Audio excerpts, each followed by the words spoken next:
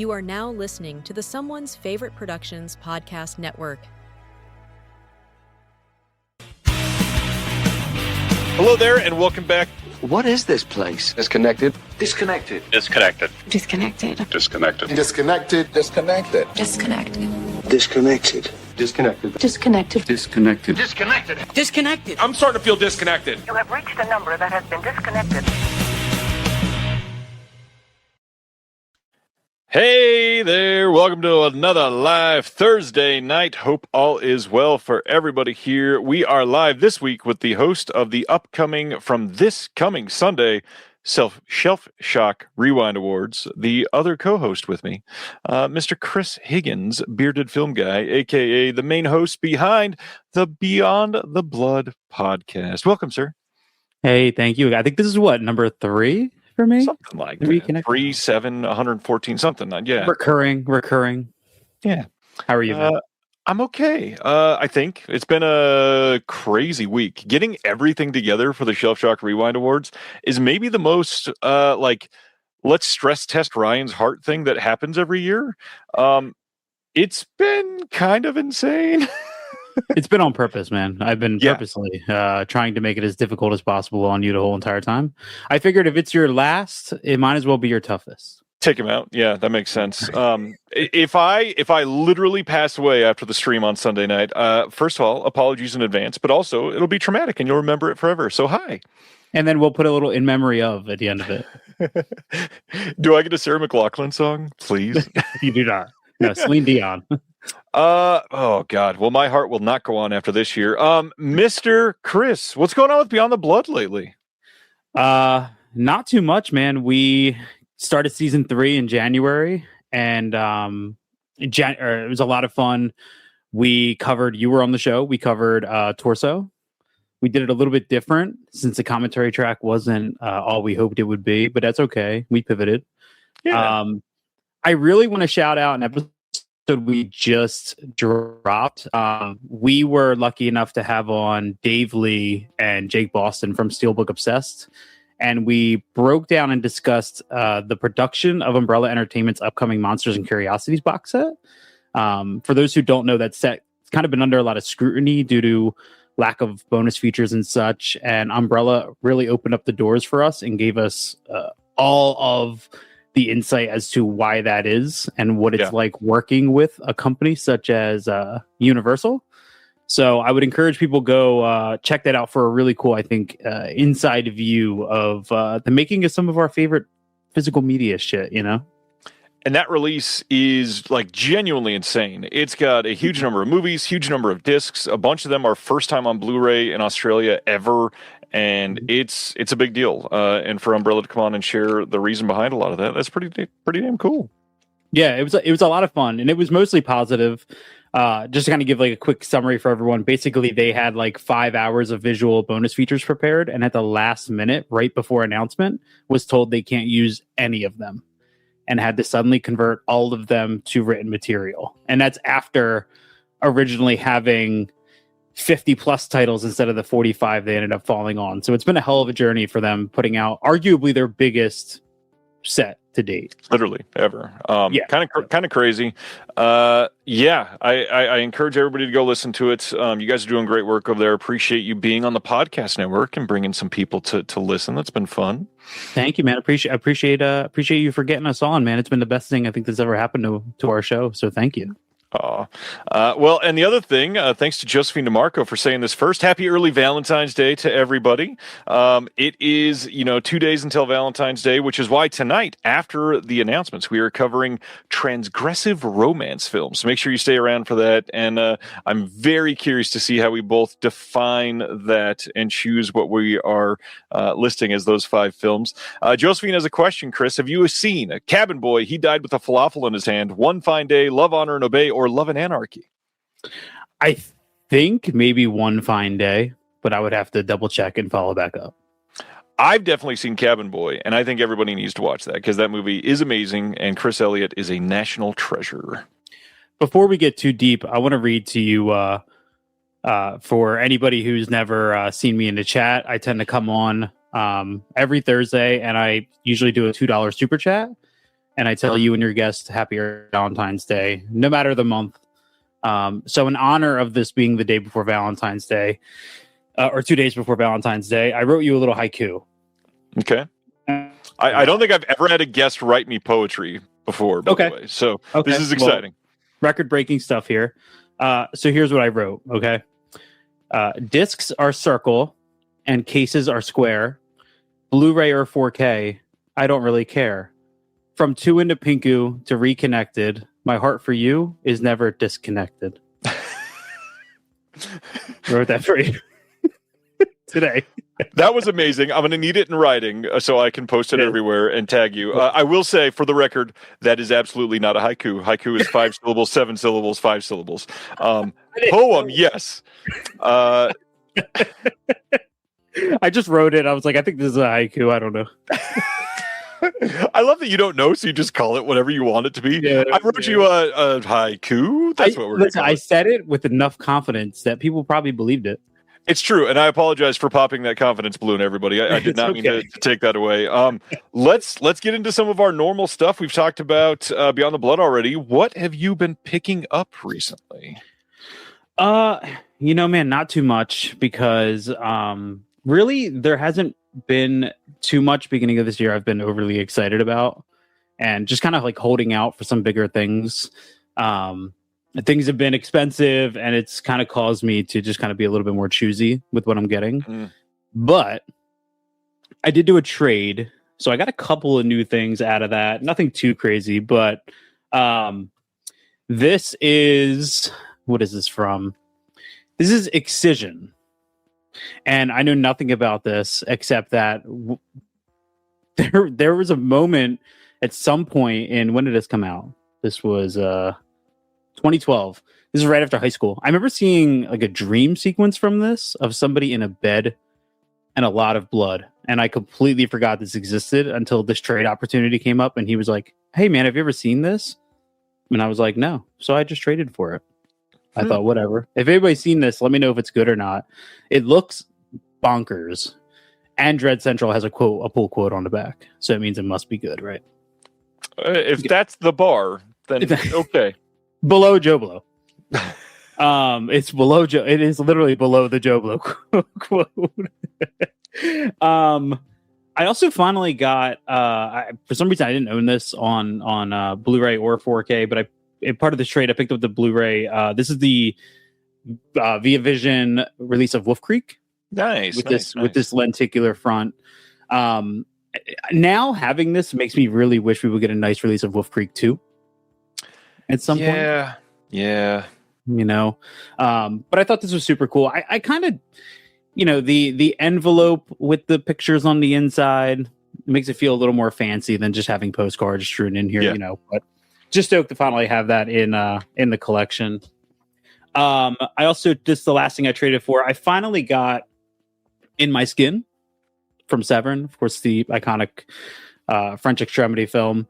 And I was so shocked at how little this case is. I thought this was tiny. A little bit thicker. Yeah. So it's super cool. And I love to have this, but I was shocked at the size of this thing, man. It's so little. Honestly, kind of innovative. I like that they did it. Like, it's special packaging and takes up barely more than the width of a 4K case. It's less than 2 4K cases wide, which is crazy. This is so much nicer than like my Kathy's Curse set. It's like with the eyes that go in 2 different directions. Bro, every time I'm reorganizing the collection to fit things, a Kathy's Curse case. And it's always like the biggest pain in the ass. I'm like tempted to just take the actual case out and put that somewhere else. It's always in the way.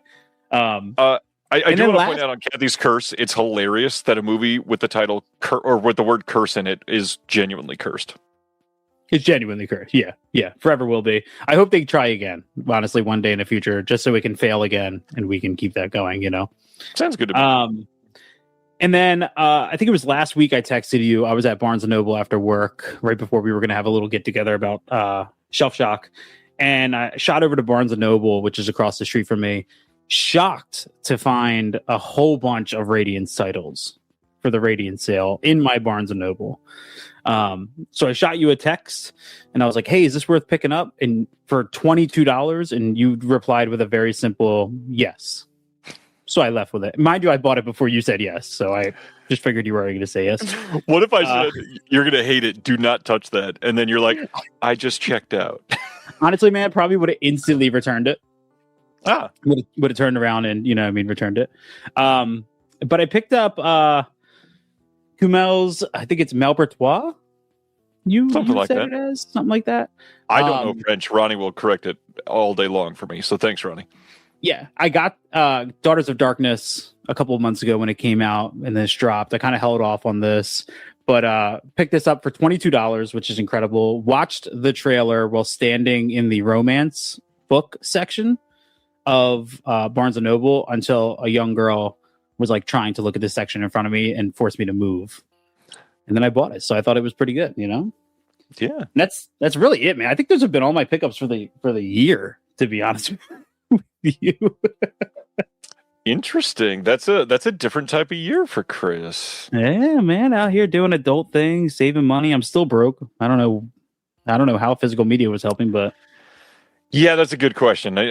Somehow I seem to make it work even when I'm not buying. But speaking of buying, I get a couple things here. One, I know that I don't love Amazon. I don't love supporting Amazon, but there are some times that a deal is too good to pass up, and I feel like I have to get it. There's a movie from Filmmasters that I've wanted for a long time, and I don't know if people are paying attention to that's what I thought, Ronnie. Thank you. Malpertuis. Okay. Malpertuis.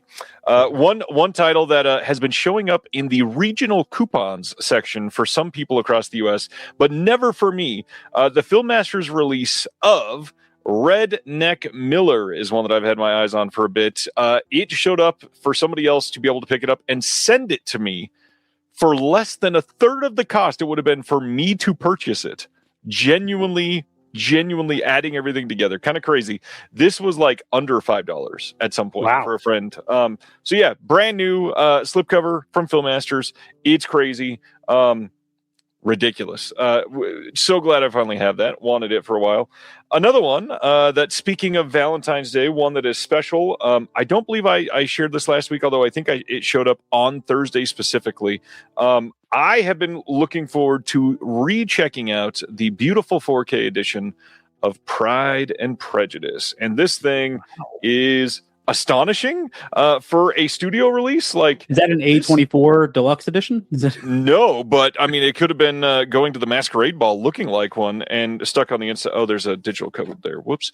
So on the inside, 2 discs on one side and then like a full book on the other. And this is genuinely a beautiful set. And this thing has a pop out thing on the back, and it's like, of course they're not labeled. I'm going to guess this is at least like 48, 50 pages, something like that.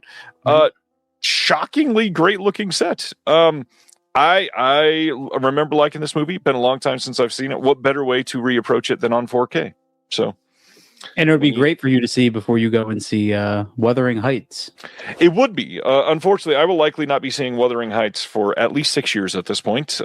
Last year was my 1 year seeing everything my one period of my life where I got to see everything in the theater, and I don't ever see that happening again. So I'll be behind for quite some time.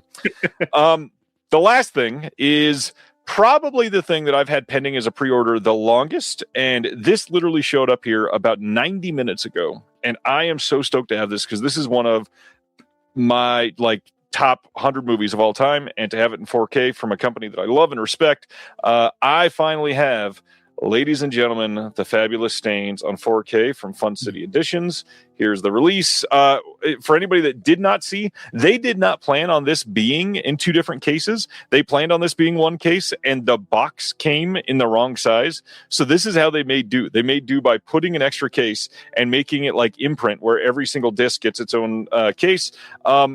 Just crazy beautiful release. So much to say about this. By far the largest Fun City Editions release that they've done yet. It's got a folded poster. It's got a very nicely put together booklet. I love this movie. Anybody that's never seen it, please check it out. The music is great. The acting is astonishing. The cast in here is so good for what they're doing. It also came with a few stickers on a separate sticker sheet. Love the stains. I really dig that double case idea though. Like the more imprint I get, the more I really love that idea, and I don't know why. It just like satisfies something for me. I don't hate it. Like, I love that it's treating something like every single disc in this is special and you should treat it like that. However, it's freaking huge, and I definitely prefer shelf space over these giant things at this point. Yeah, because I think it was I believe the imprint release of Jade puts the documentary in a second case, right? It's got its own case.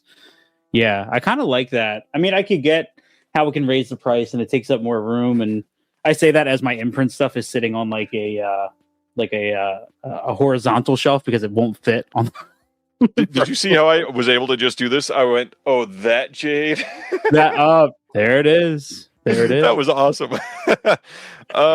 Let's see, Rafa, does Mr. Verrill and Sir Chris enjoy Via Vision and sublabel imprint films of Oceania? I do quite a bit, actually. I've got a lot of their stuff. I like what they do for the most part. Yeah, I like them a lot. I think still my favorite release of theirs is Suspiria, the remake. I love just having a nice release of that as opposed to like the Amazon exclusive one that I think I had for a long time. It's got some wonderful special features. It treats the movie with a lot of respect. I love that box set a lot. Yeah. And I just ordered Last Seduction, so I'm looking forward to getting that as well. I think mine is on the way. I don't think I've seen that movie since I was like 13. I'm so excited to see that thing in 4K because that movie has never looked great. I pre-ordered Last Seduction and Body of Evidence, and I was sitting at work. I had never seen Body of Evidence, and I'm sitting at work and I'm flipping through like the Vinegar Syndrome screenshots. Yeah, and I went, "Is that naked Madonna?" And then I just bought it. I don't know why I did. I don't know. I was like, all right, sold. All right. Yeah, I mean, that's a wise decision with the age that you are. That makes perfect sense. Rafa wants to know, do you have Second Sight Films discs? Yes, Chris has many. What's your favorite Second Sight release you got? I don't want to say Dawn of the Dead because I feel like that's the easy, answer. I'm probably going to say Martin. Because good choice. Yeah, Romero's Martin. I mean, it's really sad that we can't get the infamous 3-hour cut of that movie. But to have it on 4K and to have it as extensive as that release is, it's one I hold very special. It's certainly a special one. Love that answer. Good choice. We get to talk about imprint and Via Vision again tonight. We've got announcements from both of them, which Via Vision, I feel like we don't always get a lot. So that's interesting. What about recent watches? What have you been checking out recently? All right, man, let me pull up the letterbox. I always knew that one day I was going to be asked my top 4. Let's see. I've kind of had a little bit of an interesting kind of like smorgasbord of things I've been watching. I recently picked up an OLED for the first time. I picked up an LG C5, my wife and I did, and was very stoked to pick that up. So I kind of been rewatching a lot of stuff that have kind of been like sitting on my shelf in 4K that I haven't been able to see in the highest quality because my TV before. So one of those that I watched was John Carpenter's Christine. Good movie. Dude, I still think, and look, I know John Carpenter, legendary filmography, but I still think Christine is my favorite of his. Ooh, that's a rare answer. Yeah, I just love it, man. There's an energy to that movie that I really, really love. There's something so terrifying about a car with blacked out windows that will go through anything to get to you, such as squeezing to a loading dock to crush you or on fire. I mean, it's infamous. And the score is one of my favorites. Yeah, it's great. Of Carpenter's run. Every time I revisit it, I love it more. And I also, I posted on Instagram and I was like, I remember being way too young to read Christine. And then my mom being like, well, you got to see the movie. And I'm like, okay. And seeing the movie and just falling in love with that. So I think there's a lot of nostalgia for me with that one that I just continuously tap back into. Yeah, it's It's great for so many multiple reasons, but the big one for me, the practical effects in that are genuinely mind-blowing. It's one of those things where you watch a car unfold itself and you're like, hold on, what did I smoke first? Because this is insane that this actually happened, and it's not, super silly. It's one of those movies that you watch and go, wait, this should be like top 5 or 6 John Carpenter. I totally get it. I always hear, I'm a visual guy, so I love the visual component of film, and I always hear guys like Deacon say that, like, if you notice a shot, then the cinematographer did not do their job or the DP did not do their job, you shouldn't notice particular shots. But I think the show me shot is one of the best in John Carpenter's filmography. Just the way the camera pans, it's behind them, the lights come on, you have the pew, and then the camera just pans around them. It's pretty incredible, man. That's such a great set piece, that garage scene. I also threw on the other day MVD's 4K release of Swamp Thing. I have not watched that 4K yet. How is it? Looked fantastic, man. At least I thought it did. I mean, that movie's rough around the edges, you know what I mean? But it makes me kind of miss the days of the rubber suit and the less serious superhero movie. But I think what I really took out of it this time is I love that Craven is still able to slow down and keep the human side of everybody. Like, there's that moment in the burned down lab with the flowers that have grown where Swamp Thing's in there and he's holding the flowers. It's very beautiful. I also think, don't know if this is like a weird thing to say or not, I also think that Adrienne Barbeau's topless scene in the swamp is one of the most beautiful in the history of film and television.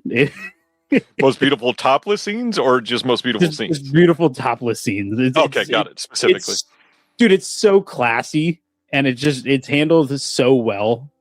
And so what I'm hearing is next Valentine's Day you want to come back and do for Rhea Connected 5 best topless scenes in cinema history.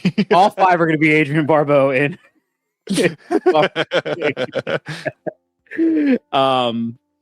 And then one more. So I watched a little bit of a newer one. My wife and I finally watched Together from last year.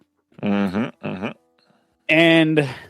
I loved the movie, right? I thought genuinely very creepy, some very kind of unsettling stuff in that movie. I thought the premise was very intriguing until it began to explain things. And then it kind of started pulling apart for me. Yeah. I feel like that movie could have been done fully with no explanation. Take out the subplot of the church and the explanation. Take out all of that. I don't know if anybody's ever seen it. Spoiler alert. It didn't ruin anything, but still. Take out all the explanation. I feel like that movie would have worked a lot better. And then also there is a very jarring final shot in that movie that completely almost ruined the entire thing for my wife and I. So have you seen Together? I have seen Together. I've not watched it again at home. I saw it in the theater. I liked it a lot. I think I ended up at like 4 stars. The best thing about a movie like that to me, when the two people are married, the chemistry from moment one in that film is crazy off the charts because of its genuine chemistry. But I like the effects. I think I like the story. There was just a couple things that I feel like they eased off the gas a little bit. And even the marketing for the movie felt more extreme than some of the things we see in the movie. Yeah. And I wanted to see that movie specifically that we got in the marketing and not what we got on screen. And I don't know. I don't think it's about expectations necessarily. It's just the movie that you're marketing and setting up could have been so much more extreme than what you were putting out there. And that would have been like subversive for mainstream audiences in a way that I want people to be able to see. And like The Substance, I feel like did go there in a, they're not really associated, but like body horror type of mainstream films. I don't know. I wanted a little bit more out of it. I like Together. Yeah. It's not bad in any way, really. Well, I think the best part about The Substance was that it didn't give away any of its shocks, like whatsoever. Yeah. You know what I mean? Like, I remember sitting down and seeing The Substance. We saw it on opening night. It played in like the smallest theater at our local Cinemark, and just having an absolute trip of a time, like literal jaw on the floor for the final 45 minutes, not expecting anything that happened. And all of the key moments of together, I was like, this was in the trailer. Oh, this was in the trailer. That was in the trailer. So that was more my experience. And I really love the movie, visually. I love the color grading of it. Just love the entire look of it. I thought there was some really, really original stuff in it. There's a moment with the two of them in a hallway where they're being pulled towards each other. Yeah. That I thought was incredible. And then just kind of like, as always, once you start breaking it down and like having to deliver an explanation and not just explain it, but you have to over explain. Like, I have to be fed, with a spoon, and somebody's got to hold my mouth open and force feed it to me. I just kind of start feeling like I feel like you're trying to like you're dumbing me down. You know what I mean? I agree fully. Give us a little more. Don't let off the gas. You could have done it. Yeah. Anything else you want to highlight? Oh yeah, one more. Fresh on Hulu. Have you ever seen it? Good movie. I got a bootleg over there. Oh man, my wife watched it and then showed it to me. And holy hell, man, we need somebody needs to get on like a legitimate physical media release of that. Daisy Edgar Jones is incredible. Any movie that punishes somebody by removing their ass cheeks is genuinely incredible to me. It's and nice then, and then also I think the movie, and all this credits to my wife because she watched it first. This movie also ranks up there with one of my favorite real reactions from a side character of a situation. Number one to me is in Brightburn, when he kills the uncle and the uncle just repeatedly says no in his car at the sight of him floating in front of him. There was a moment in Fresh where a side character pulls up to a residence, hears a gunshot, and just goes, "Oh hell no," and gets in his car, and it's supplemented with a shot of just the car backing out of the driveway, and you never see him again. Yeah. Oh, good movie. Yeah. Good movie. Yeah. Very, very.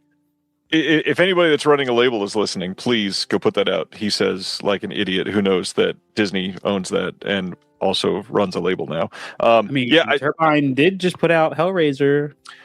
Yes, but not in the U.S. Although I believe there is a different production company that owns that one outside of the U.S. I'm not sure about Fresh. I've never looked too much into that one. But I mean, if somebody could, I'd love a release of Fresh. That's for sure. Yeah. I'm happy you knew it, dude. Because she showed it to me, and I was like, I've never really seen anybody talk about this. So I was kind of afraid I was going to be a little bit alone on that wagon. No, I really like Sebastian Stan. Him in that movie is great.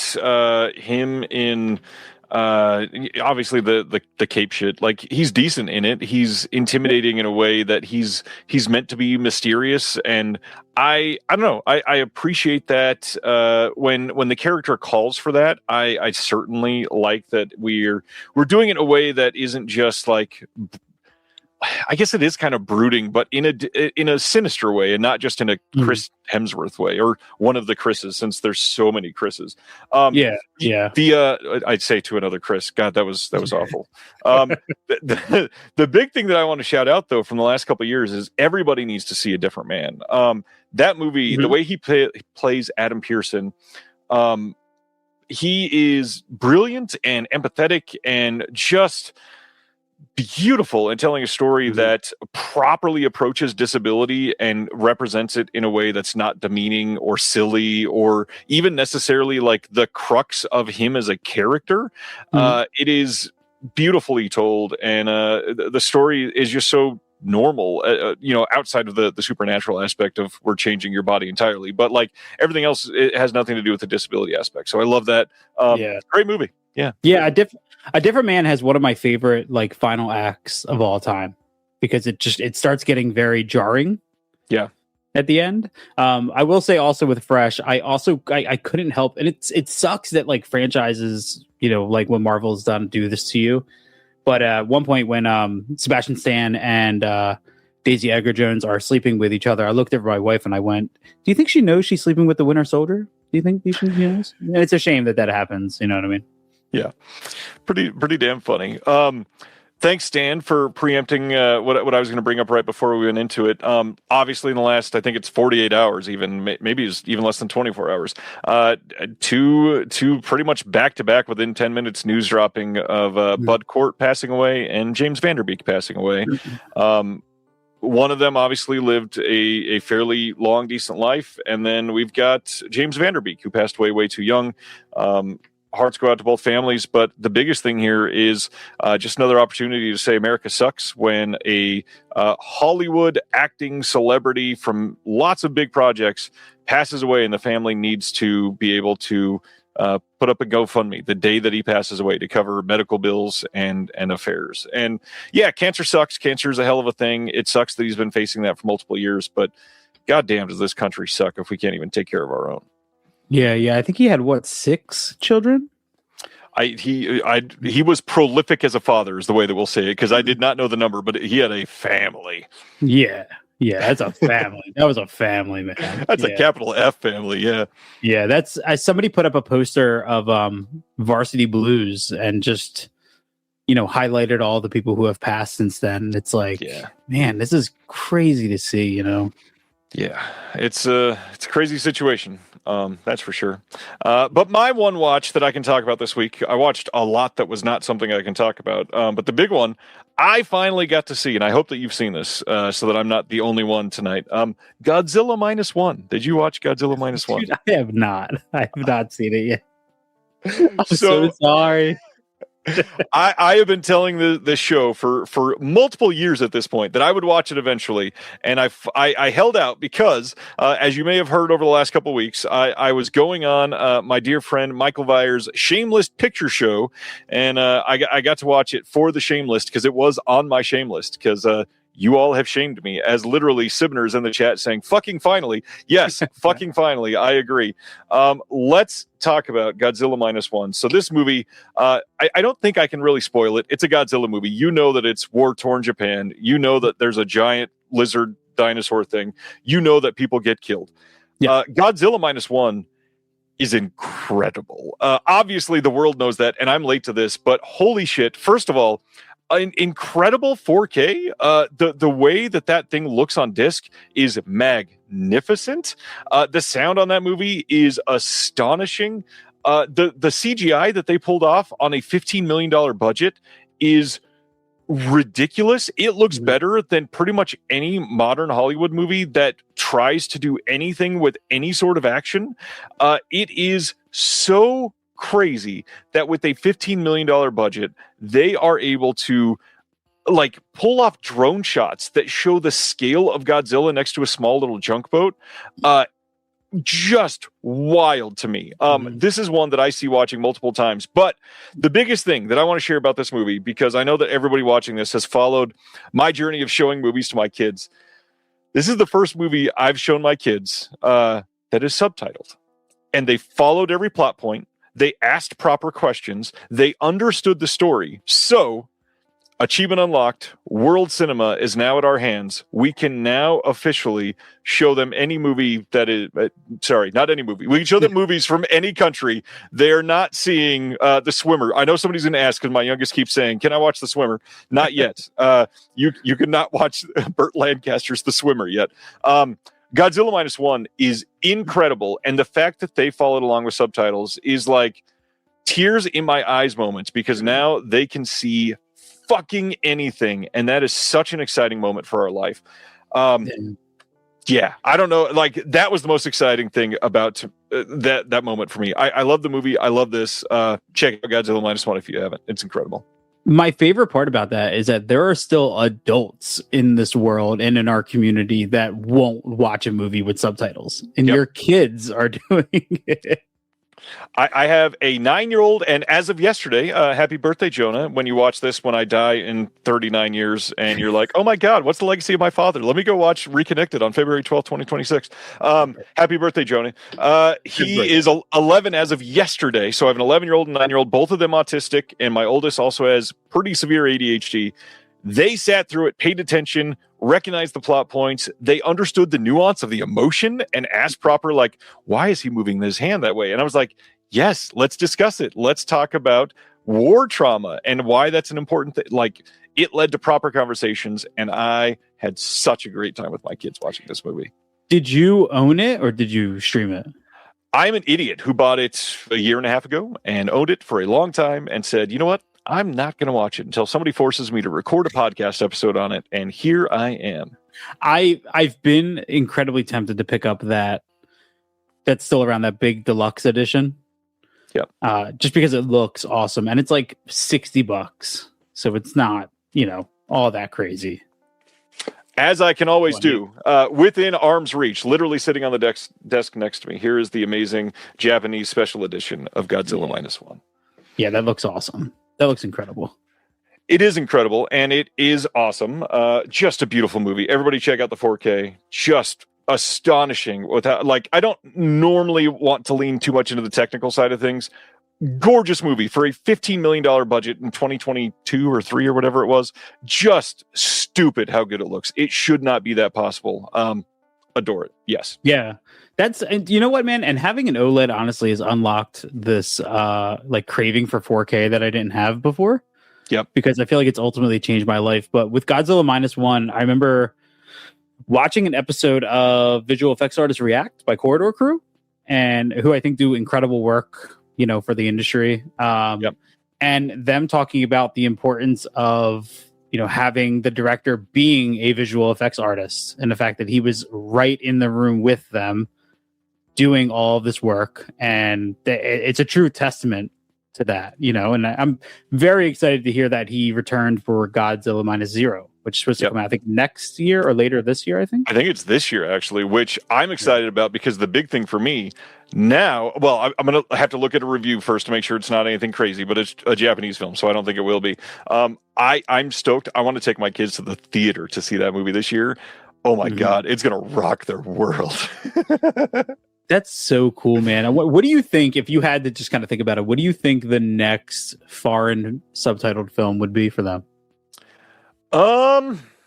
This is probably like a silly answer, but I get so much more enjoyment out of things that are subbed and not dubbed.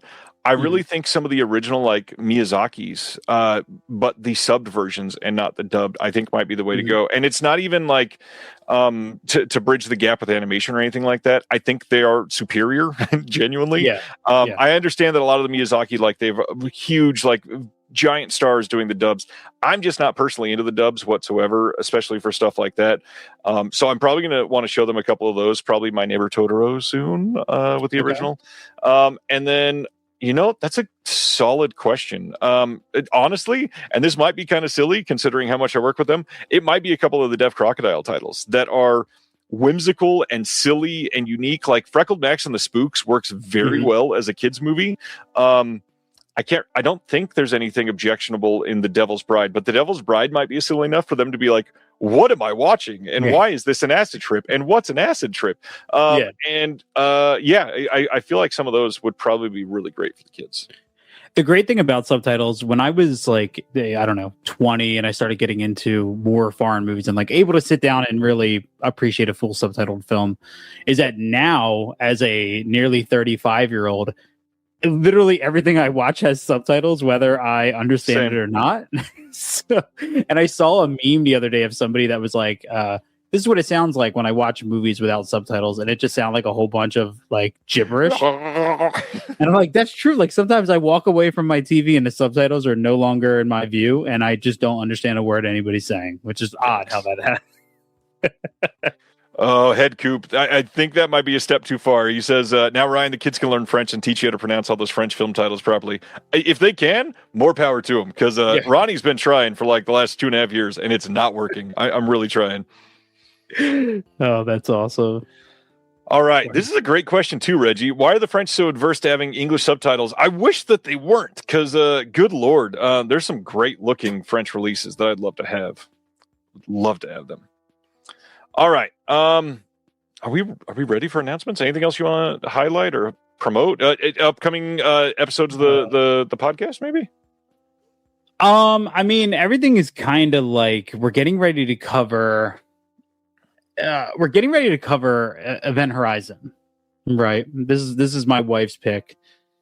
we were like, let's cover Event Horizon, and we've been kind of diving into research. And I have to say, and I'll talk about this now.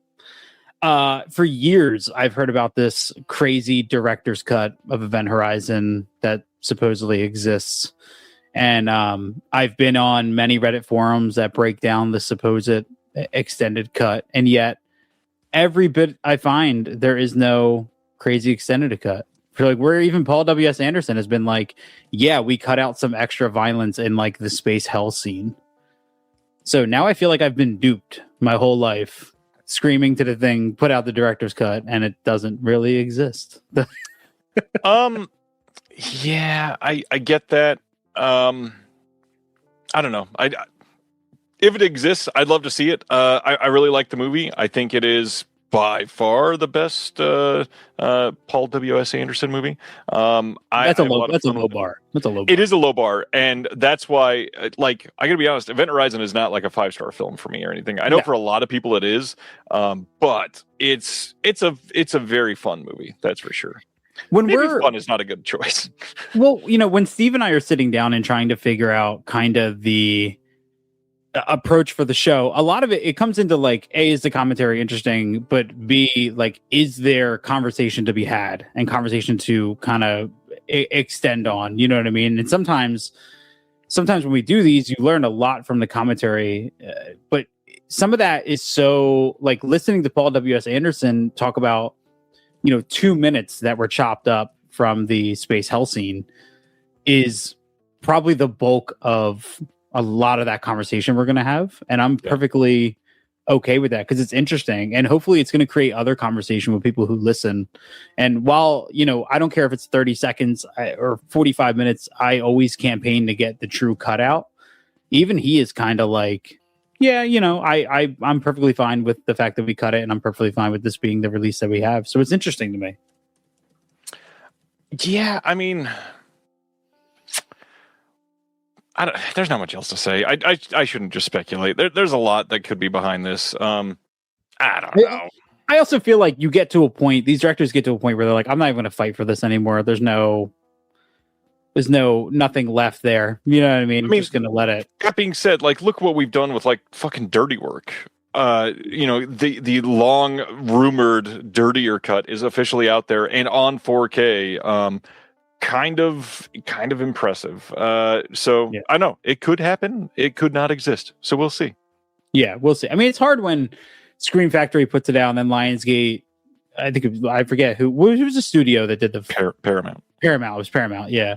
And nobody's really even tried it yet, though. There's probably some extra money in there for slapping that on. It's like when Scream Factory put out the Krampus naughty cut for like 2 seconds of footage.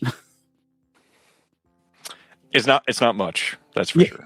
Very minimal. But yeah, that's really all that's been going on, man. We're just getting ready for that and getting ready for Shelf Shock, and it's been a lot of fun, man. It's crazy to think that only 13 months ago did we start this show, and less than a year ago we were talking to you about joining the network, and now the show has become probably like my favorite thing I've ever pursued creatively. Wow. But B, incredibly fulfilling. Yeah. So, it's kind of unreal. I felt like a lot of the stuff that I was pursuing in my life, from YouTube to Instagram, and something always just felt a little bit like I felt a little disconnected from it. Excuse the pun.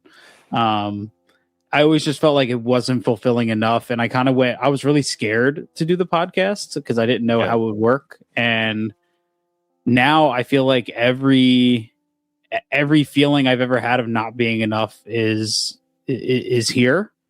And, I really only hope that, with each passing episode, we just continue to exude all the passion and love, and, get better and better and better, and, see where the next 10 years brings us, Well, I mean, I can say that organically, twice today in my everyday life, your show came up in conversation, which has to say something about it. So I appreciate the work you're doing.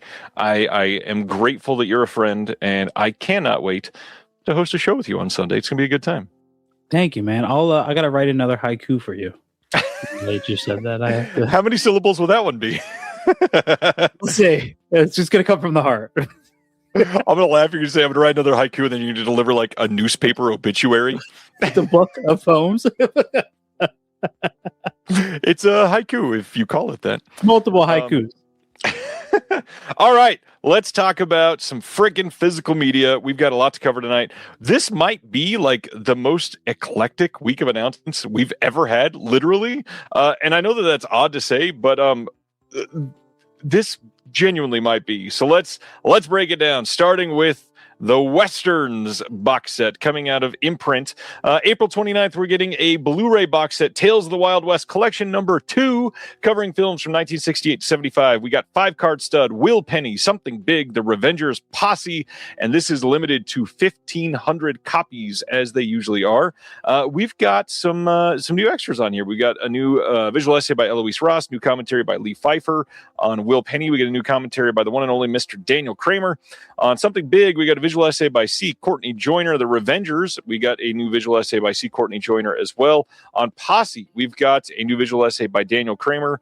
A lot of interesting pieces coming on this. I'm not exactly a Western guy, and I've already got the one in here that I want. How do you feel about this box set? Do you want to take the over or under for how many of these there's going to be in the next 3 years? I would say...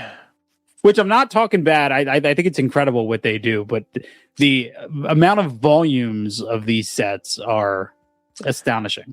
I don't think this is going to be as voluminous as the Tales of Adventure sets. I would say by the end of 2027, we have 5 collections or less of this. Okay. All right. I'll take the over on that. Yeah, I'll take the over. Let's see what you get. Any thoughts on Westerns? Any thoughts on any of these films? It's something that I've tried. I feel like there'll be a point in my life when I really, take the plunge and learn more. I just don't really know where to start. Like I've dipped my foot into Sergio Leone and multiple others, and like I enjoy them and they're fun. It's just such a broad genre of film to try to get into and really explore in a way. It's kind of overwhelming to me, honestly. I get it. I feel a lot of the same way. Yeah. So I won't say too much. After that, speaking of Tales of Adventure, we've got collection number 10 coming on April 29th from Imprint. This is covering from 1945 to 65. We've got some cool things in here, which are first times on Blu-ray anywhere in the world, which is the thing I appreciate most about Imprint. So we've got The Magic Carpet from 1951, first time on Blu-ray anywhere in the world. Sudan from 45, Salome from 1953, The Sword of Ali Baba from 1965. That is a first time on Blu-ray anywhere in the world as well. We've got a bonus film, 1001 Arabian Nights from 1959. Any thoughts on the Tales of Adventure sets or these films specifically? Not on the film specifically, man. This just makes me wish we would go back to hand created covers again, man, because the cover art for these are always just stunning. Yeah. Kind of low res to show on here, but genuinely beautiful. Like all of these, great poster work. I truly love the way that they design these for sure. Yeah, and that box art is incredible, man. They do such a good job. Even stuff I'm not into, I'm just still always impressed by Imprint. Yep, I agree with that one. On Sudan, we got a new commentary by Serial at Midnight's Heath Holland. We got a new visual essay by Josh Nelson. On Salome, nothing. On the Sword of Ali Baba, we got a new commentary by Gary Garani. So some extras on this, not a ton, but the biggest thing, brand new premieres on Blu-ray, which is always exciting. Thank you, Imprint, for that specifically. All right, next up, another collection from them that is continuing to grow. Essential Film Noir Collection of Volume 6, covering from 1954 to 56, also coming on April 29th. This has 3 different films in this that are worldwide first on Blu-rays, and then a 4th film with it. We've got Naked Alibi, and then the 3 premieres are Ring of Fear, Hell's Island, and Flame of the Islands. This is... All right, so I wasn't going to call it out too much. Anybody else think this is a really weird set to call a noir set? How is Hell's Island a noir film? I don't really understand that whatsoever. Very curious what everybody else feels about this one. But yeah, this one's interesting. Is it bad that I have such a hard time trying to pinpoint exactly what is labeled a noir or not? Because I always feel like every video I watch of somebody explaining noir, it's always like, well, this is sort of enough to call a noir. And maybe it's just me being so outside of the genre, but I always feel like everyone's trying to reach to like fit something into noir. You know what I mean? As Kino has almost 30 collections of noir, I know exactly what you mean. So Naked Alibi, we got a new commentary by the one and only Sam Deegan, new visual essay by Eloise Ross. We've got a new radio and short film recreation from director Jerry Hopper. On Ring of Fear, we got a visual essay by Paul Anthony Nelson. On Hell's Island, we got a new commentary by Gary Garani and a new recreation of the 55 U.S. Senate hearing that examined the film's lurid advertising. And then Flame of the Islands from 56 gets a new visual essay by Philippa Berry on the star Yvonne DiCarlo. So some interesting things. Glad they went in on some new special features on this. But yeah, this is an interesting kind of nebulous way to define noir. Yeah. Noir, okay. Yeah, it's such a... And the last comment that just popped up was right. It's like Giallo, where it's like you're always trying to fit it in some way. You know what I mean? That is true. All right, let's move on from Imprint to the UK. So coming on April 20th, we get a Blu-ray release from Hammer of Crucible of Horror, a.k.a. The Corpse from 1971. This is coming from their Hammer Presents line. These are the smaller releases. This isn't getting one of those giant box, holy hell, this thing is $70, and it comes with 19 discs and everything defined to this film through the history of time.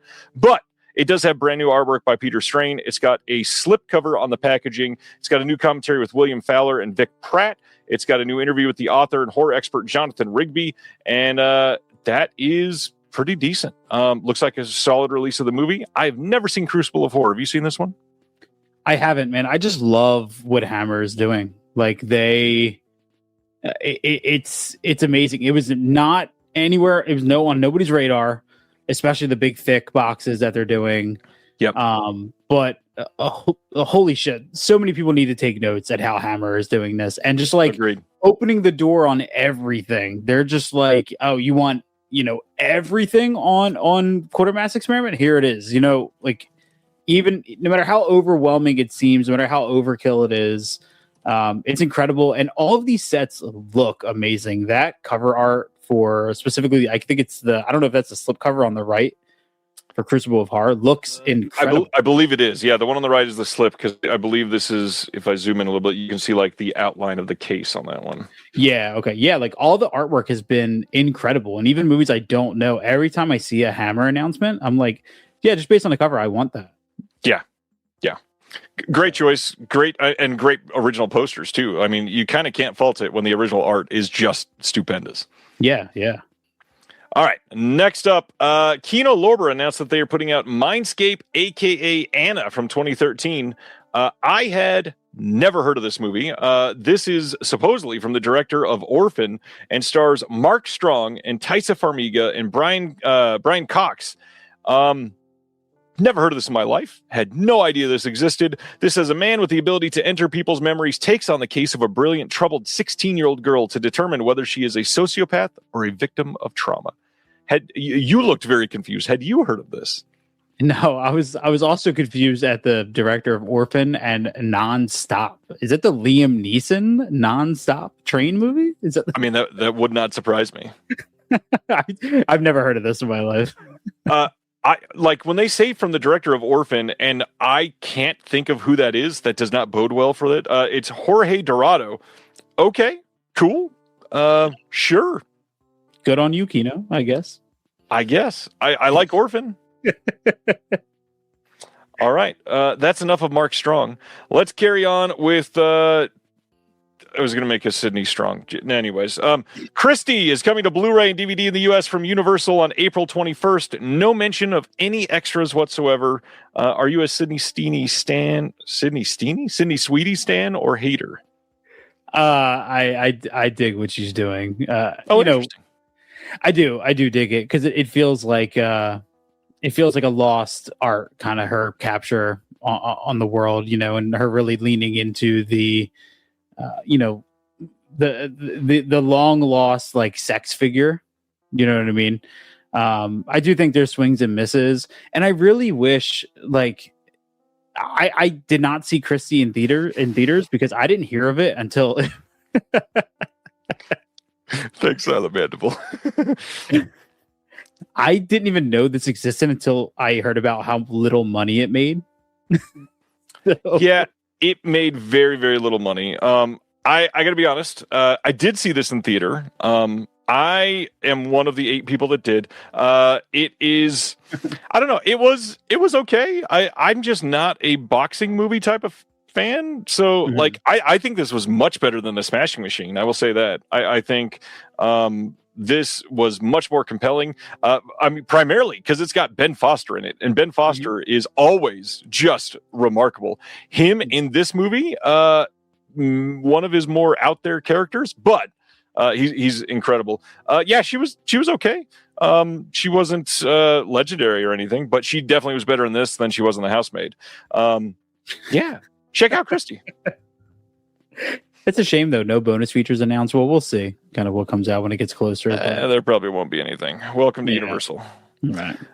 Hey, we put out our brand new issue of the Physical Media Advocate, and it's got this incredible Batman statue on the cover.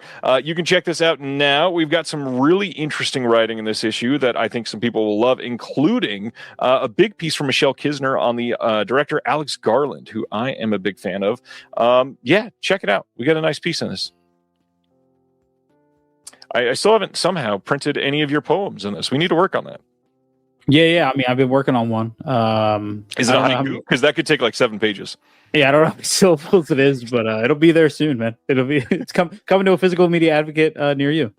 For the record, I'm going to lean into Chris doesn't know what a haiku is for the next 19 years. It's going to be one word on every page, and you got to put it together as you read. Oh, that could be interesting. All right. Let's talk about Femme Fatale, coming soon on 4K from Kino Lorber. We have no release date yet, but this movie that got released in the last couple of years on Blu-ray, coming on 4K. How do you feel about this one? I be doing my erotic thriller ranking or kind of like watch thing this year so far. And I think one of the unsung... It's Naked Madonna. Yeah. Yep. One of the unsung heroes of the 90s, early 2000s erotic thriller is Antonio Banderas. Between this and Original Sin, he's great. Yeah. Not talked about enough. I haven't seen this in a long time, but this is definitely on my want list. I would like to make the argument that Zorro is also an erotic thriller, and people need to judge it as such. I 100% agree. Yeah, this and 3 is hot in that movie. All right. Femme Fatale is on DVD at all the thrift stores in Australia, but don't worry, you can buy this for like $50 if you import it. Hell yeah. Oh, man. All right. So, yeah, check out Femme Fatale at some point from Kino on 4K. Next up, March 17th, Searchlight is putting out a 4K Blu-ray and DVD release of Bradley Cooper's Is This Thing On, which I know so few people that have actually seen this movie that I'm very curious to hear if you did, because I believe you have not. Yeah, no, I haven't. I wasn't interested until I was actually listening to the Big Picture podcast, where they pretty much just talked almost like nonstop shit on this movie, but every reason they gave for talking shit like made me want to see it more. Mostly because I think Bradley Cooper is one of the more interesting actor turned director figures, and from what I've put together, there's a really unique like visual style to this, where the movie's filmed in mostly tight kind of close-ups. Yeah. So I am really curious about it. I don't know if I'm going to instantly dig to get a 4K of it. I might watch it first. But it's definitely something I'm interested in seeing.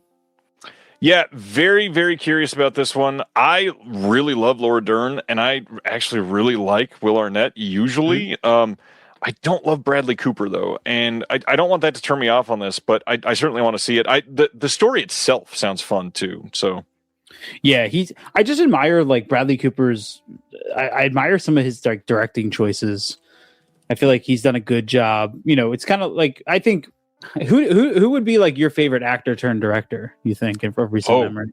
Gosh, right, Ben Affleck.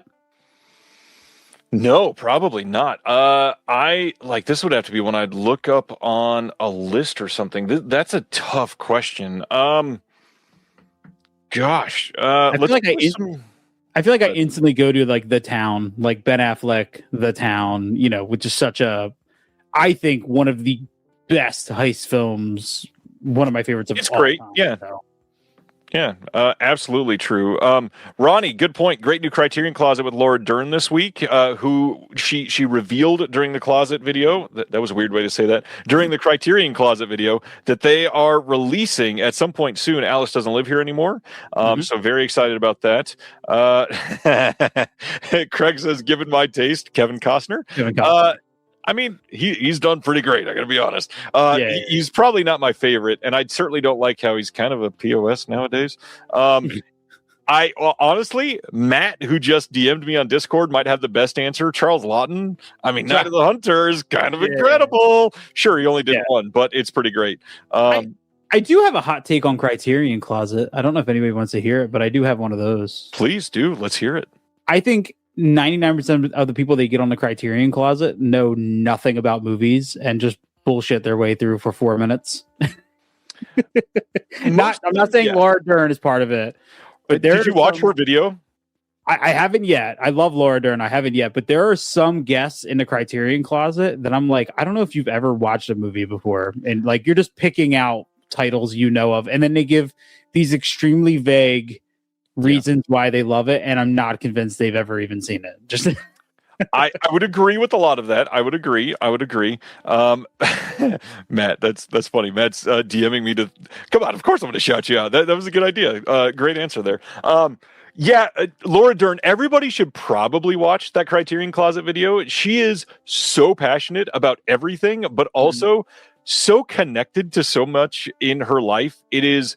I think it's like 10 and a half minutes, and man, awesome. It's a wonderful, like just her raving about things and her connection to Lynch and all these other films that she's known the people from, and it's just great. Go give it a watch. Speaking of director's cut, I still want the hour-and-a-half cut of Kevin Smith's Criterion Closet episode, because there's no way that man only talks for 5 minutes. I'm not convinced. Hopefully I can get the hockey jersey he wore to that one as well. Let's go to the next announcement. Another one that came out recently, April 21st. We're getting a Blu-ray and DVD here in the States of Primate from this year. This will have a commentary by the director and the producer. There is a featurette called Directing Primate, Primate Terror. There is one called New Blood, The Faces of Primate, one called Creating Ben, and one called Designing Paradise. Did you see Primate? Because this feels like a Chris movie. I fucking love this movie. This is my favorite movie so far of 2026. I will say I love the Severance Cellar. I love the idea, because mainly I want to go to the Severance Cellar. But I do think it's one of the most interesting, of like, now you have the new Arrow, whatever they're calling that, the Arrow video store, I think. Video store. Yeah.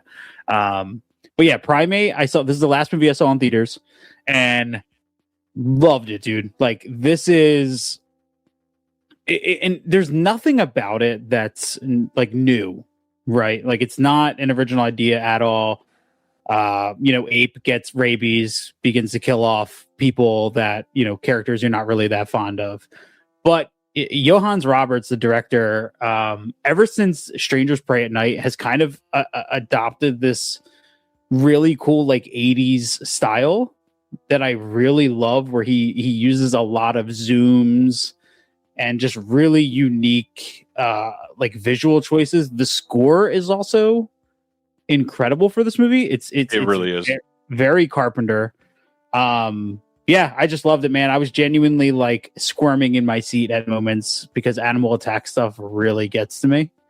I'm just glad that we're kind of back in an era where you can make a balls to the wall violent slasher movie with that's not trying to be anything more than that, and it works so well. So my big thing, I love this movie. This is not the most recent one. I think you should go see Send Help because I think you would like that a lot. Yeah, I need to. Yeah. Saw Send Help as well. Primate really got to me because it is not like ironic. It is not played for comedy. I mean, there's a couple like comedic beats in it, but it is not meant to be like a comedy horror. This you can't even sell it as a horror comedy. This is a pure pardon the pun, ape shit movie, and it is meant to be that, and that's why I think I really liked it. Because they easily could have leaned into this and been like, no, let's make this a funny thing where Ben is ridiculous and we do all these things. Yeah, he does that, but this movie's great. Like the fact that they show a couple of the kills, legendary. Absolutely worth watching. This is so good. It also has some of the best like CGI to man in a suit effects. Yep. I never once, and I always do it, I never once found myself picking out the difference in my brain. Like I could tell, okay, person in a suit running in certain moments, but my brain never pulled me out of it to make that thought. It just all blended so well, and I think it's I think it's incredible. I think it's going to age really well too. Agreed. This is also, you mentioned the score. This is one of like a handful of movies I've ever left the theater and put the score on in the car because it was that enjoyable. It's great. I immediately came home and started playing it for my wife. It's so good. All right, next up, Warner Archive announced their titles for the month, and just a reminder, I think it was last month. It might have been super early this month. No, I think it was last month. So they, during their last round of announcements, had said we had planned on more, and unfortunately, a couple things got delayed, so they only announced a couple. So this feels like kind of like a continuation of that round. So glad that it is happening, and glad that we got these.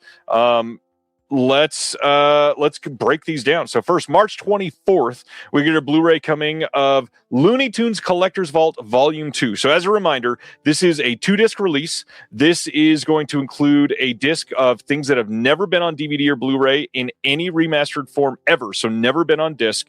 And then the second disc is brand new for the first time, remastered on Blu-ray, or sorry, in HD on a Warner Brothers cartoon collection. So these are not double dipping from the other releases, and I know that it is a little bit confusing because they've announced the Platinum Collection, they've announced the Collector's Choice, and this is all different. So there's a lot to like keep track of, and I really wish they would have just stayed in one lane. However, this is incredible. I love that we're getting these. There is something like 50 different shorts on here that we're getting. How do you feel about animation? How do you feel about this? Are you buying any of the Warner Brothers animation they're putting out? I haven't been buying them, but I mean, I grew up on this stuff, and I just love that this exists in the way that it does. And seeing, my friends who have YouTube channels or podcasts talk about not only owning this on physical media, but then being able to like put this disc in and watch it, with their children is so incredible, man. And I'm so happy for them to be able to share that. I just think it's great that it's here and it's accessible. Yeah. Are you into any of the other big ones that they put out, like the Huckleberry Hound or the Tex Avery ones or anything? Not really. These have been the ones that have kind of intrigued me the most, mostly because, my wife is much more like, she has a much broader history with these than I did. So I feel like this is something that her and I can sit down and really, really love. Makes sense completely. Let's go on to their next announcement, which is Honky Tonk from 1941, starring Clark Gable and Lana Turner. This one is going to have classic Tom and Jerry cartoon called The Midnight Snack, classic Our Gang comedy short called Fightin' Fools, an audio-only Lux Radio Theater broadcast from April 8th, 1946 with Lana Turner and John Hodiak, and the original trailer. This is a 4K scan of the original Nitrate Negative, which, good God, do I love to see them do that, because they absolutely crush those restorations. Man, good work. I've never seen this, but awesome work. Neither have I, which is why I didn't mention that. It All Came True is coming on March 31st from Warner Archive. This is with Ann Sheridan. This one is going to have a 4K scan of the original Nitrate Negative as well. We got a classic Warner Brothers cartoon Circus today and the Sourpuss, 2 different shorts. We've got an original trailer on this one also. Solid looking release if you are into Ann Sheridan. Beautiful artwork again. Just beautiful work. Every time. Next up, speaking of great animation, Scooby's All-Star Laugh Olympics from 1977 to 78 is finally coming to Blu-ray. I have not seen all of these, but the ones that I have seen, it's been a long damn time since I got to see them. This is going to have a 2-disc set. The big special feature on here is it's got the made-for-video special from 2012 included as well, called Scooby-Doo Spooky Games. This is a must-own for me, that's for sure.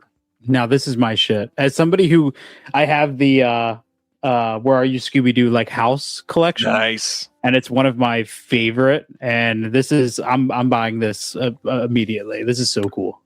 I got to be honest, when you said I have the Scooby-Doo house collection, yes, I knew what you meant, but I really now want to see the characters of Scooby-Doo cast in the movie House, especially House 4. Jesus Christ, that would be hilarious. Oh, my God. Next up from Warner Archive, The Man Who Came to Dinner from 1941, coming on Blu-ray on March 31st. This again with Ann Sheridan. We've also got Betty Davis and Monty Woolley. This one has an archival featurette called Inside a Classic Comedy, classic Warner Brothers musical short Glenn Gray and his Casa Loma Orchestra. We've also got classic Warner Brothers cartoon The Wabbit Who Came to Supper and an audio-only radio broadcast of Hot Point Holiday Hour with Jack Benny and Rosalind Russell, and then Lux Radio Theater with Clifton Webb and Lucille Ball, plus the original trailer. Kind of a loaded stack disc for Warner Archive. Sure, not a lot of new things, but they've got a lot on here, which is always exciting.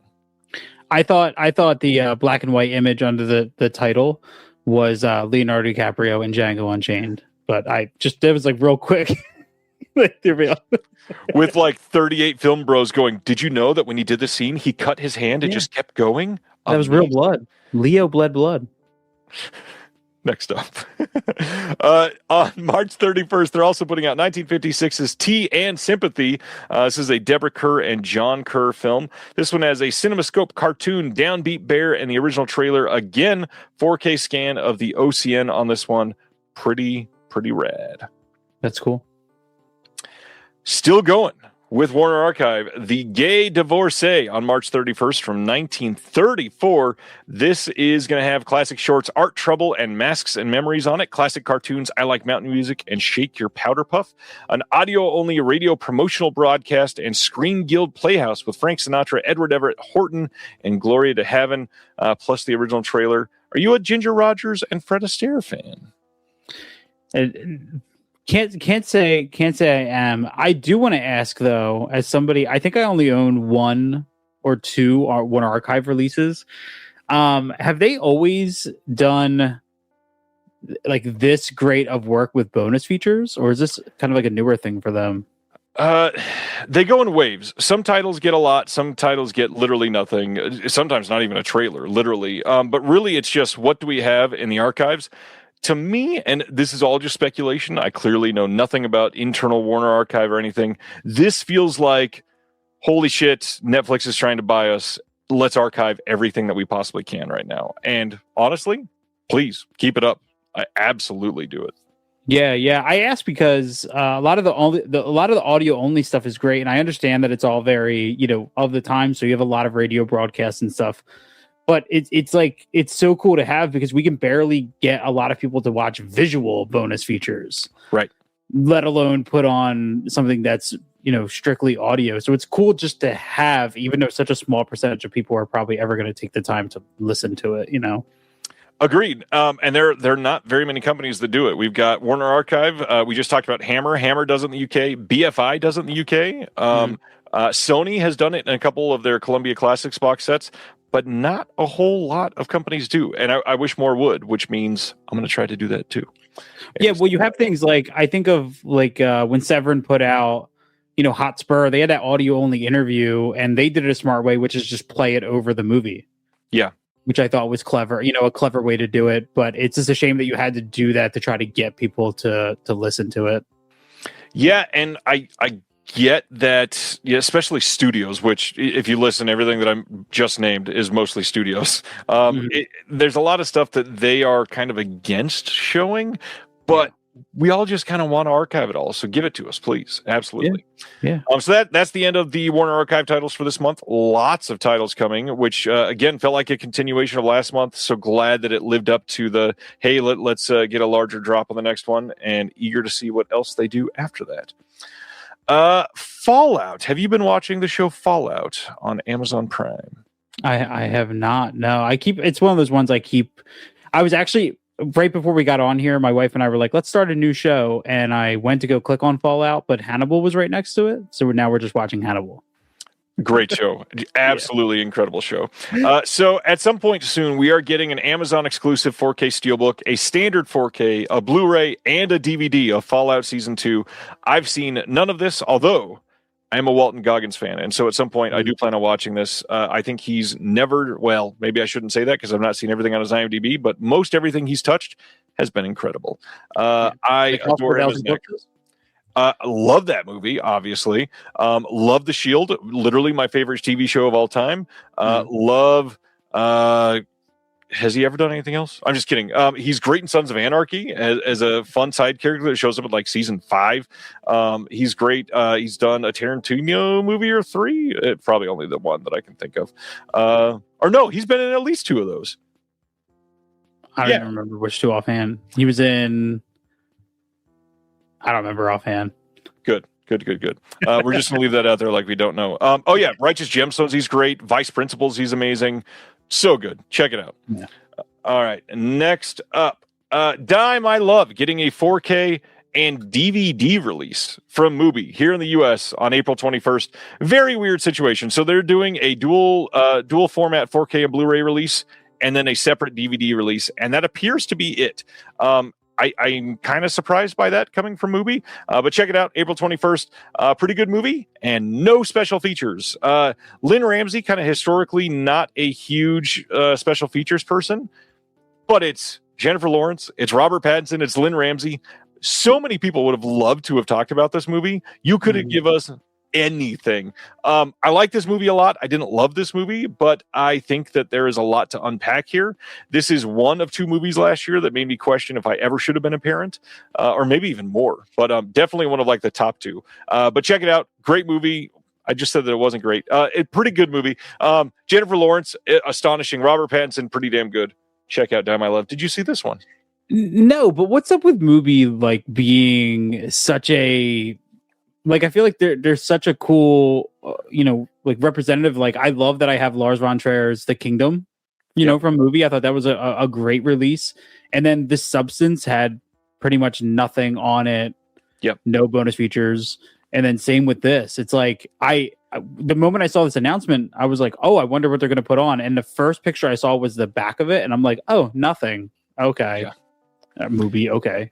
And it's really telling, like nothing on the back. I will say, this is probably second to Deaf Crocodile for appealing back of the sleeve design. So good job, Mubi. I like that all of the information is called out specifically so that we can read it. I think you've done a very good job of that. Now, try being a better company. Including your investors. Another favorite of mine for back of it is the A24 like barcode editions. Like, for some reason, I love this setup of the back of them. Very easy to read, very easy to follow. Yep. Agreed there. That is true, Kubrick lover. Janus Contemporaries doesn't have many special features. They usually have a trailer and an introduction to the director, which is hilarious considering they put out a Cronenberg film on Janus Contemporaries. Yeah, I also picked up from the last sale. I picked up Last Summer from Janus Contemporaries, and nothing on that. It was like a trailer. I was like, oh, okay. Yeah, kind of frustrating. Anyways, April 7th, we are getting the, I think, second or third Carlito's Way 4K Steelbook we've had. Plus, there was an Arrow 4K release of it. This is maybe the award for like the most unnecessary re-release that I've ever seen. That being said, the artwork's pretty good on this one. I do like that. But why are we getting another 4K release of Carlito's Way? I don't understand this. Because people will buy it and they'll own 4 steelbooks of this. Hey, everybody, please don't buy Carlito's Way.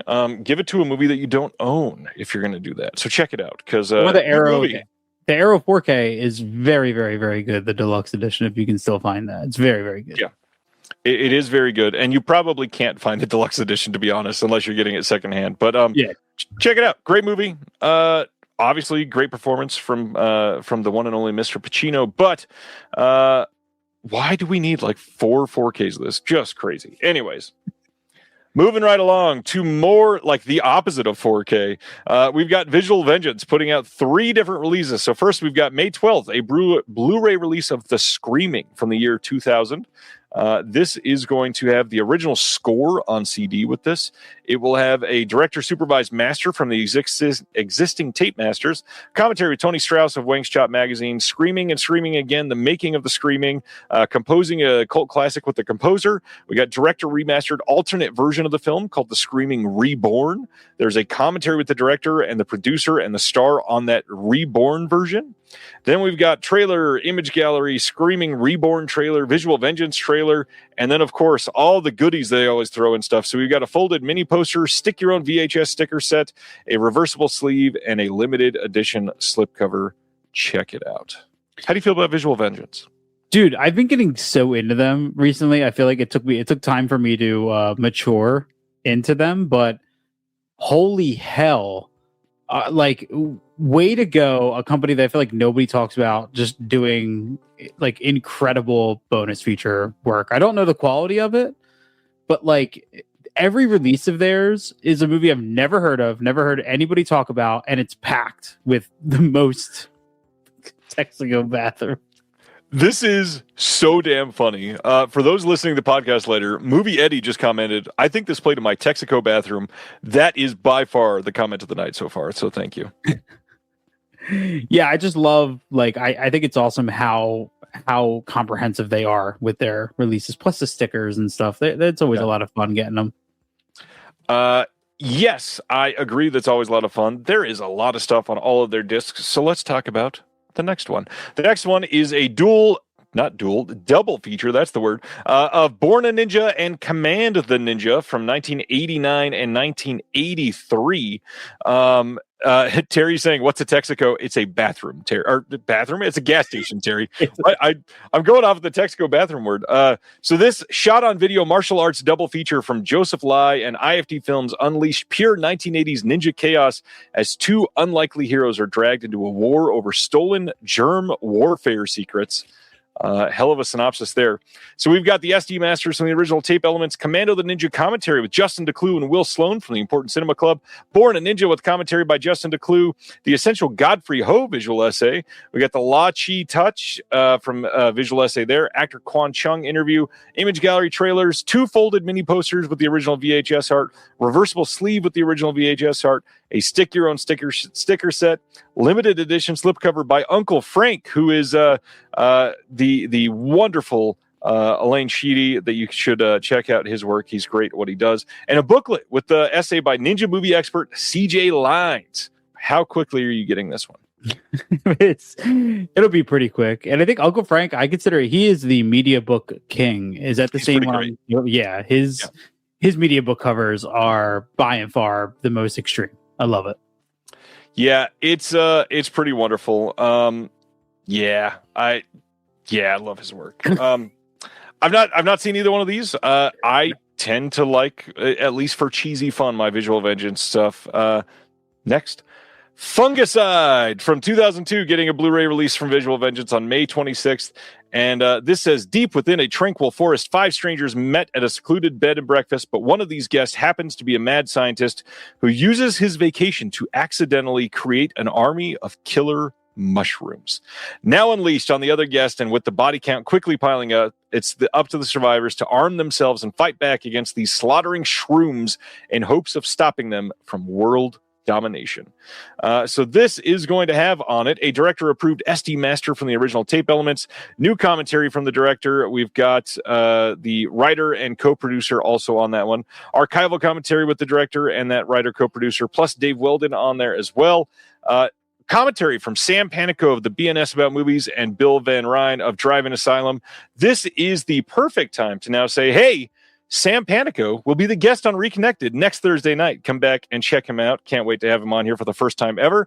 We got a commentary from Schlockenoff Films, the full riff tracks version of Fungicide, alternate opening credits, a deleted scene, outtakes, image gallery, Troubled Moon trailer reel, Fungicide producer trailer, Fungicide visual vengeance trailer, other visual vengeance trailers, plus a reversible sleeve, folded mini poster, stick your own sticker set, slip cover, grow your own killer mushroom seed packet. That is astonishing. What do you feel about Fungicide? Hell yeah. That's it. That's my only response. I don't know what this is, but I'm day one.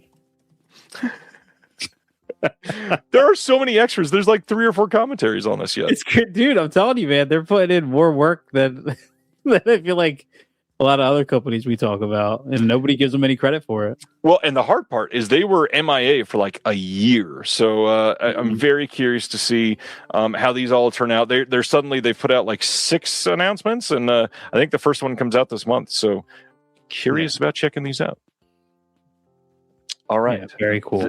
That is all for Visual Vengeance. Let's get back to Imprint, who releases a shit ton of movies. April 29th, they've got a 4K Steelbook coming of the Hard Boiled release from 1992. Now, this is available to pre-order now. It was like a 2-day lag on that one. This has all of the extras that are on the Shout Factory discs, except for a couple things, I believe. But also, it does say more special features to be confirmed. I think they're just going to get everything. I don't think there's going to be anything new necessarily, probably, because there's so much on there. But I also want to point out that the Arrow release of this seems to still be the one to get. So check it out if you're into that. The big difference, though, is this does have a hardback booklet with this, which has an exclusive 60-page hardcover booklet featuring production stills and brand new essays by Panos. I'm not going to be able to read this last name. Kosthasanasis? That was wrong. And Vern. Thanks, Vern. Yeah, I don't know how to feel about that one. Hard Boiled. Have you seen Hard Boiled? Yeah, dude. Yeah, I love it. I already pre-ordered the Arrow one, which nice, smart. Yeah, love this movie. And I mean, honestly, the size of the baby's head on the front of this is kind of unsettling to me. I mean, that is just the actual poster. That's not altered in any way. I know, but for some reason, at this angle, looking at that box, it looks unsettlingly large. But no, yeah, I did get the Arrow one. I think it's cool that this is getting kind of all the regional releases. Yep. There's still 2 more coming, by the way. Still one coming in France and one coming in Italy. Oh, man. Available nowhere to available everywhere very quickly. Probably. Yeah. All right. Next up is the other one, The Killer, also coming on the same day, 4K Steelbook. So again, if you're a Steelbook person, you might want these, but come on, don't be a Steelbook person. The big thing to point out with this one is the Arrow one is the only one to get the special. I don't even know what you call it, like the extended cut. I think that is. Curious about this one. Have you seen this one? Yeah, I mean, do you think people would hate me if I say that I like The Killer more than Hard Boiled? Not even a little bit. There's people that say neither one of those are John Woo's best film. Yeah, I love The Killer, man. I watched this first, believe it or not, on the Criterion channel when they did the John Woo feature, probably like end of summer last year. I had never seen this, and threw it on and absolutely loved it, man. Like more than Hard Boiled, I would go back to The Killer.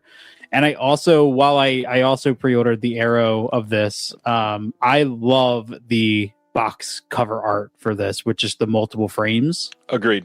I love beautiful. that. I don't like the steelbook art. I also don't like the steelbook in a box thing, but you know. I mean, the big thing, if you're a steelbook person, at least it is absolutely protected in there. 100%. Yeah, true. Yeah, but then who's gonna buy those steelbook slip things that people got to buy to protect them? Can I do it? Can I? Oh, yep. You mean one of these? Yeah, one of those. The side loader. I love the side loader ones. Sorry, Sibner, I had to do it. See, that is the one that I was going to list. Movie Eddie, Bullet in My Head is one that everybody says. Not everybody, like a fraction of people says that Bullet in the Head is his favorite Yeah. Is his best movie. God damn it, I can't speak. I'm sorry. All right. Anything else on John Woo or Hard Boiled or The Killer? No, great movies. Watch them. They are. We'll say they're pretty okay. I'm just kidding. They're amazing. Check them out. Yeah. Next up, one of my favorite movies from last year, Marty Supreme, coming to 4K and Blu-ray in the US from A24. It is not a site exclusive before we get into that, just so everybody knows. So you should be able to get this on like Amazon, on Diabolic, on Atomic Movie Store, on all these other places. Great movie. Before I lean into all the details, did you see this one? I didn't. I actually listened to the score the other day because interesting.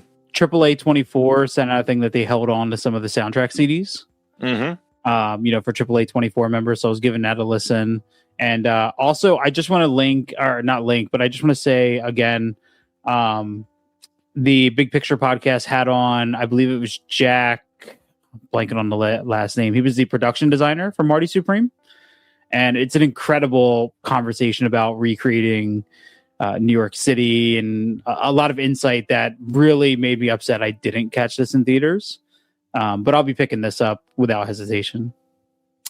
So I saw this for the first time at home, actually, in December, and went to the theaters to see this in the theaters in January because I liked it so much. This movie is incredible.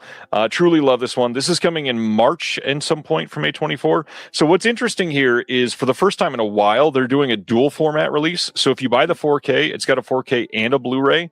And if you get the 4K, there is an exclusive featurette on there. So it seems to be the one to get if you're choosing between these. Both editions have a 20-minute making of featurette, director commentary, camera tests with the commentary, and 6 collectible postcards with behind-the-scenes photography. The 4K disc has an embossed metallic slipcase and includes 2 discs on it. There's a 22-minute featurette with new interviews with the production designer Jack Fisk and costume designer Miyako Belizzi that is not on the Blu-ray. So check that one out if you would like to, because it's a damn good movie. Yeah, Jack Fisk. That was the last name I was blanking on. Yeah. Everybody wanted to let you know that it was Jack Fisk. Thank you. Thank you, everybody. Yeah, thank you. I had no idea what his name was. It's late here. It's currently 11:03, and I'm falling apart. But not as drastically as I thought I would, but it's slipping away. All right, let's move to our next one then. Full Moon has launched their biggest sale of the year, supposedly. This is their Valentine's sale. It lasts until February 17th. This is up to 60% off of everything. Quite a lot of great prices. So great that I'm going to remind everybody to check this out, because normally I don't necessarily recommend buying from them. But here is the link for the sale in the chat. They are, some stuff is cheaper than I've ever seen it be from them, I think. And they've got like mystery boxes if you're into that sort of thing. Not my thing. And I'm sorry for everybody that's after that Subspecies coffin set. It is not on the site right now, though supposedly when they launched the sale, there was a few there, but I don't know. Yeah, I picked up. So this is the same price. I got the Full Moon Legacy box, volume 1 and 2.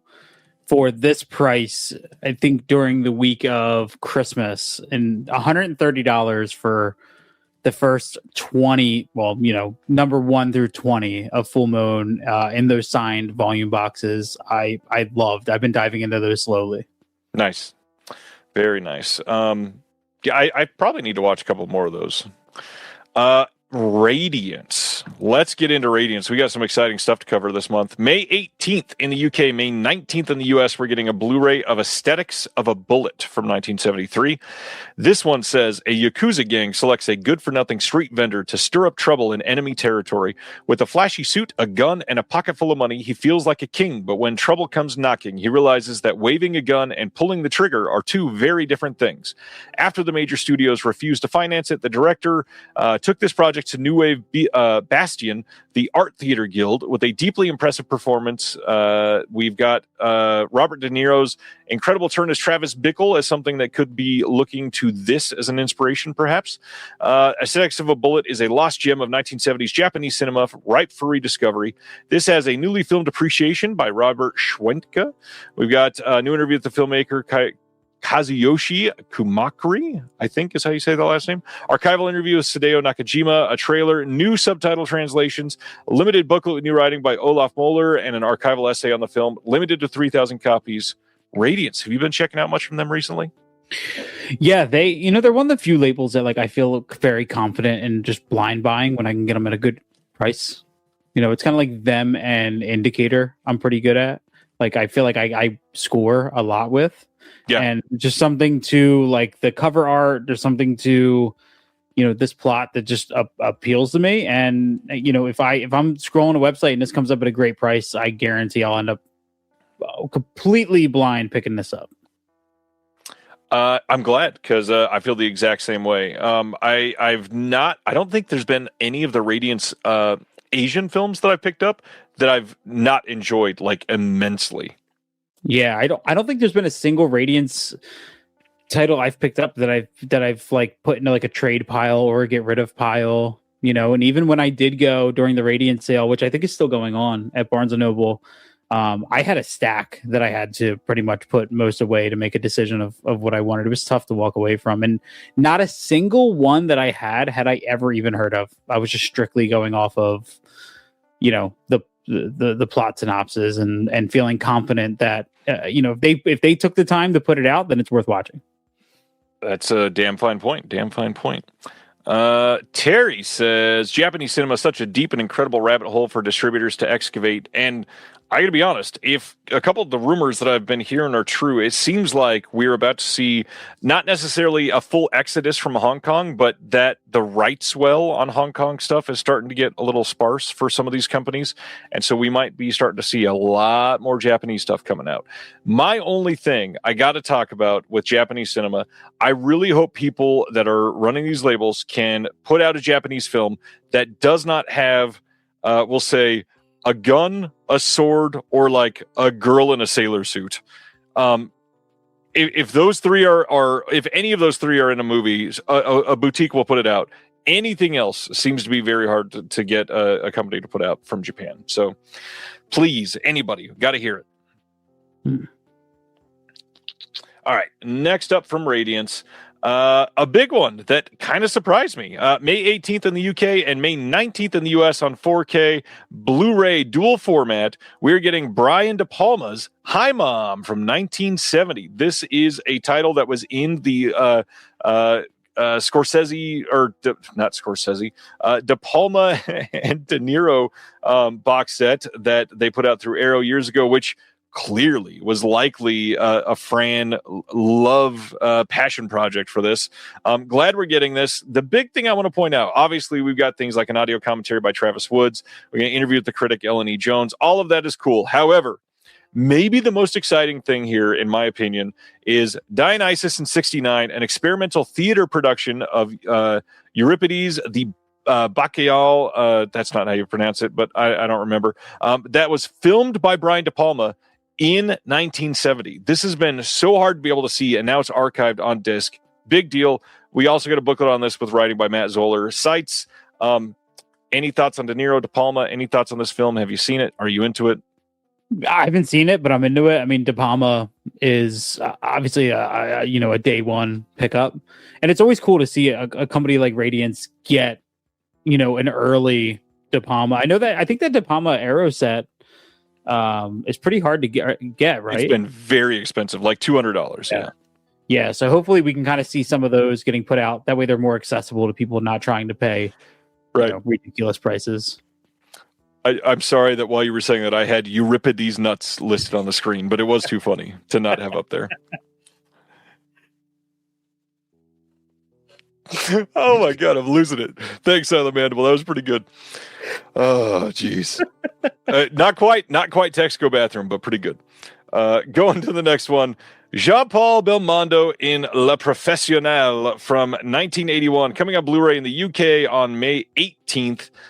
This is going to have an HD digital transfer, a new interview with the critic and author Jeanette Vincendeau about Jean-Paul Belmondo's stardom, new interview with the film score expert Lovely John about Morricone's iconic theme Chi Ma.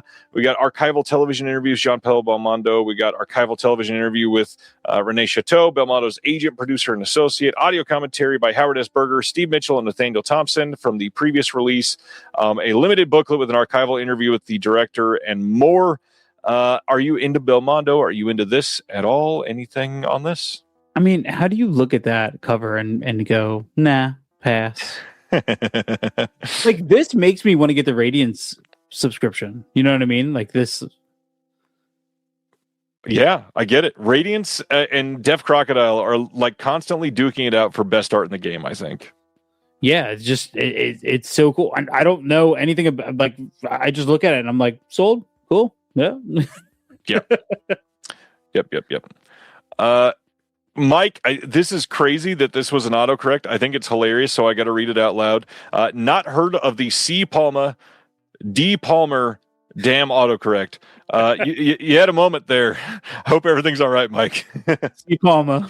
You sound like me trying to talk tonight. All right. Let's go to our next one, which this one is one that had been released previously here in the US by Cohen Media Group. This is coming on May 18th on a 2-disc Blu-ray set. We've got Jean Lapucelle from 1994. That's probably very, very incorrectly pronounced. I apologize, Ronnie. It is French. This is a 4K restoration of each film from the original negatives presented on 2 different discs. We're going to interview with the co-writer Pascal Bonitier, archival interview with Jacques Rivette and Sandrine Bonnard. We got interview with the critic and author Beatrice Loyosa. We've got a limited edition book with new writing by the critic Willow Caitlin McClay and newly translated archival writing. This is likely the exact same 4K restoration that was on the Cohen Media Group. This is not going to be a huge upgrade there, I don't think. But Pucelle, that's a funny word too. Sorry, Jean Lapucelle. This is the big thing here is UK for the first time, booklet with writing on the film, and a couple new extras. But any thoughts on this one? No, never seen it, but worth picking up. I mean, have you seen it? I've not seen it. This is not really a Ryan type of movie. I'm not into a lot of this this historically accurate type of film unless it's something that blows me away. I am sadly just not super into these. All right. Yeah, I heard your favorite movie, your favorite historical drama was Alexander, starring Colin Farrell. That's my second. My favorite my favorite historically accurate drama is 1991's Robin Hood, Prince of Thieves, starring Kevin Costner.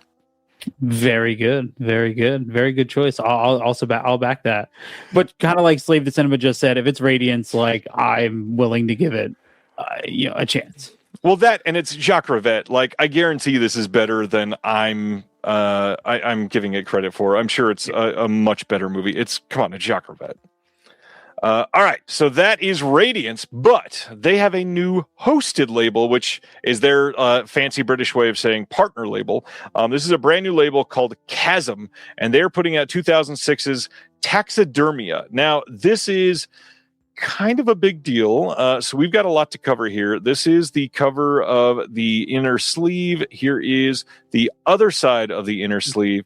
Here is the back of the sleeve. So let's go into what Chasm Films is, and then we'll talk about Taxidermia. So first of all, I cannot find anything online about what Chasm Films is, who is behind it, or anything like that. But this says on the Radiant site, it says Chasm Films is a label dedicated to curating a catalog of underseen, underappreciated, and underground world genre cinema. Cool, but also that's like 84% of labels out there. So that doesn't tell me much. That being said, the fact that they're leading with Taxidermia, which is a film I've been wanting to see for 20 years that has not been able to be put out on physical media in the US and supposedly might not be able to be put out on physical media in the US. I am so stoked to see what they're putting out in the future. So for those that have never heard of this, this says in Hungary during World War II, Vendel Wow, I should have looked at that name before I started reading, because Jesus. Vendel Morazgovani, that was wrong, indulges his outlandish sexual fantasies while stationed at an isolated military outpost. Decades later, his illegitimate child, Kaman Balatoni, has become a professional speed eater who dreams of consuming his way to fame and fortune. Instead, he grows old and immobile, cared for by his son, a taxidermist determined to leave behind a great work of art when he dies. That is a crazy story. Cannot wait to see this. This is a worldwide Blu-ray premiere of a film that came out during the Blu-ray era, and I just love to see that. This has a new interview with the director, new audio commentary by the one and only Michael Brook, who is great at what he does. We've got a making of the film on here. We've got Shaman versus Icarus from 2003 and The Fish from 1997, two short films by Georgi Palfi. We get a music video from 2006 by Hollywoodu, presented in the original and director's cut versions, an extensive image gallery of work by the art designer, and then a booklet with new writing by Anna Batory, author of The Extreme Cinema of Eastern Europe and Space in Romanian and Hungarian Cinema. I mean, this is an absolute must for me. Very curious about this one. Yeah, I had no idea what this was, but it kind of instantly like grabbed my attention. Like this cover art. It said in there a mix of body horror, black comedy. You know, hearing you talk about it is, you know, just like affirmation that my instinct to want to buy this was correct. Yep. Just like Silent Mandible was asking, this is not included in the Radiant sub. Anything that is not a Radiance film will not be included on the Radiant sub. So anything that is a transmission release, Fun City, Altered Innocence, or now Chasm will be something that you have to add on if you want this sent to you. But I want this sent to me. I'm not a Radiant sub, but I guess I got to find it in some way to purchase this. Yeah, I must own this. This looks just astonishing. Yeah, that's cool. All right. Next up, for the third time already tonight, more Imprint. April 29th on Blu-ray, we are getting for their Imprint Asia line, The Touch from 2002. I can't speak tonight. 2002, starring the one and only Miss Michelle Yeoh. This has the 103-minute original theatrical cut in SD, as well as the US 83-minute cut on HD.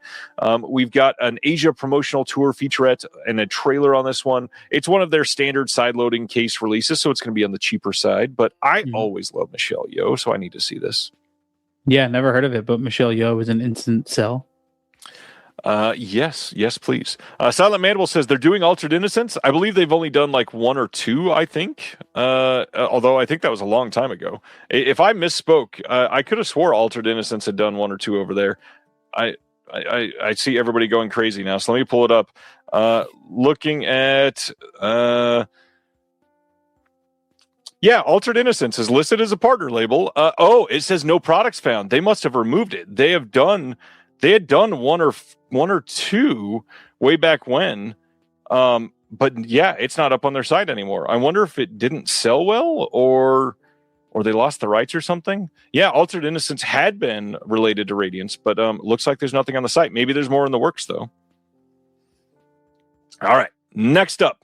Beijing Bicycle from 2001 is also coming from Imprint Asia on that same day, April 29th. This one says, once banned in China, Beijing Bicycle is the acclaimed drama from writer-director Wang Xiaoshuai. That's not how you say that. I'm sorry. Which won the Jury Grand Prix Silver Bear Award at the Berlin International Film Festival. And it's about a 17-year-old country boy working in Beijing as a courier, and he has his bicycle stolen and finds it with a schoolboy his age. This is going to have the film and a trailer. And that is it, sadly. That was very anticlimactic. This is going to have the film. I wonder why it was banned. That's always interesting to me. I mean, it's China. That's probably a big reason. That's true. Very all right. Next up, staying in Australia, staying technically with the same company, just their parent company. Via Vision had a round of releases, so let's talk about these. The title that I'm not going to be able to say the right way, again, sorry, Ronnie, I think it's Nouvelle Vague is the right way to say it. Probably not. This is the brand new Richard Linklater film. Sorry, maybe I shouldn't say one of two Linklater films that came out last year. This one is the film about Godard essentially making a movie, and I've not seen this, and I want to see it. I did it the right way. Yay! Thanks, Ronnie. Yeah, check out this one. I will definitely be getting this one because unfortunately, it's likely not coming out in the U.S. since it's a Netflix-owned film here. Oh, is this the Making of Breathless movie? Making of Breathless, yes. Okay. Yeah, interesting. This is a great comment, Movie Eddie. I say the names like he's Ryan says the names like he's reading a fortune cookie. It depends. If it's a Latin American name, I can usually nail it. If it's an Indian name, I'm usually pretty great at it. Asian and French, man, massacred immediately. And yes, this is probably a wise choice. Terry says, watch Breathless before you see Nouvelle Vague. Next up from Via Vision, the hit 2001 film Get Over It, coming to Blu-ray on April 1st. First time on Blu-ray anywhere in the entire world, and this might be the wildest cast you've heard of in a single film ever. Kirsten Dunst, Ben Foster, Shane West, Colin Hanks, Martin Short, all rounded out by Cisco. Yes, that Cisco. This is coming in a glossy slipcover. We've got a bunch of archival extras on this, but this is the first time on Blu-ray anywhere in the world. How quickly are you rushing out to pre-order Get Over It, sir? I mean, it does have the Vitamin C music video on it, so. But it's not the graduation song, so. That's true. Yeah, Cisco. This is why you were talking about Ben Foster earlier. Where would you rank Ben Foster shout out of the night? Yeah. Where would you rank Get Over It in the Ben Foster? I still can't get over it, so I'm not entirely sure. Yeah. Get over it, man. Head Coop says this is one of Cisco's best films. What did he do? 2? I think maybe 2, maybe 3. This is one of Cisco's films. It ranks in the top 3 of ever. Yeah. And also, yeah, Craig says intern Photoshop cover classic, but also this cover screams 2001. Everything about this is 2001. There's something about this that just makes me think of AIM, AOL Instant Messenger. I don't know. Absolutely. Yes. Sibner is texting me that Cisco does his one-handed cartwheel in this. Thank you, Sibner. I know that you're a Get Over It expert here. I'm so sorry. All kinds of people genuinely excited about this, so I get it. I'm glad. Genuinely, people. I think it was on pretty much every. Yeah, people very excited about this. I'm so glad that people can see this. I'm curious what the possible alternative artwork is based on the artwork not final sticker. Oh, it's not final. Interesting. Maybe it will be slightly less 2001. The less saturated. It will be a noir version, just black and white. Well, I shouldn't say black and white where there's Cisco and Kirsten Dunst on the cover. It's already black and white. I get it. Get over it, man. Touche. Let's go to the next one. Head in the Clouds from 2004, starring the one and only Charlize Theron and Penelope Cruz. I did not know this existed until this announcement. I did not know that was Charlize Theron. It's 2004 Charlize Theron, so that could be why. Some striking artwork there, man. There's It's very glossy, I will say that. I don't know anything about this movie. This one also artwork not final, and I dare I say that's probably a good thing, although I have a feeling this will end up being the final artwork. I don't know. This is the only one that has not said housed in a glossy slipcover. So interesting. All right, let's go to the next one. Guinevere from 1999, getting a Blu-ray release on April 1st. This is the first time on Blu-ray anywhere in the world, starring Stephen Ray, Sarah Polley, Gene Smart, and Gina Gershon. I've also not seen this one. I've heard this one is okay. Not like a masterpiece or anything, but I've heard it's pretty fun. Like the cast, Gene Smart, Sarah Polley, Gina Gershon, great. Stephen Ray, pretty good. Any thoughts on this one? No, I mean, gotta do some research on it. There's something about this cover art that's like, this looks like my thing, but it's not final, so who knows? Well, thankfully, it is housed in a glossy slipcover. So it is. Okay, all right, good. Okay, a little more premium. If you were worried. But if you were worried, hopefully you won't be able to not look for the werewolf. I've heard this is great. I've never seen this one. April 1st, there is a Blu-ray release coming of Where from 2013. I've never seen this. Have you seen this one? No, I thought this was the new Robert Eggers movie. Werewolf for Eggers is WLPH after this. Supposedly, this is great. Anybody in the chat ever seen this one? Because I'm probably going to check this one out soon. This looks really good. Man. Yeah, put on my radar. This says when a vacationing family is brutally murdered. Okay, listen. I am so tired this week. I'm sorry. This says when a vacationing family is brutally murdered, an intrepid attorney, Kate Moore, is assigned to defend Talon, the main suspect and mysterious loner with a strange medical condition. As she delves into his shadowy past and runs scientific tests to prove his innocence, Talon's darker instincts soon surface with unparalleled violence. As Talon slashes and shreds his way to freedom, Kate must stop the atrocity that she's unleashed before the city is torn apart, limb by bloody limb. I am into it.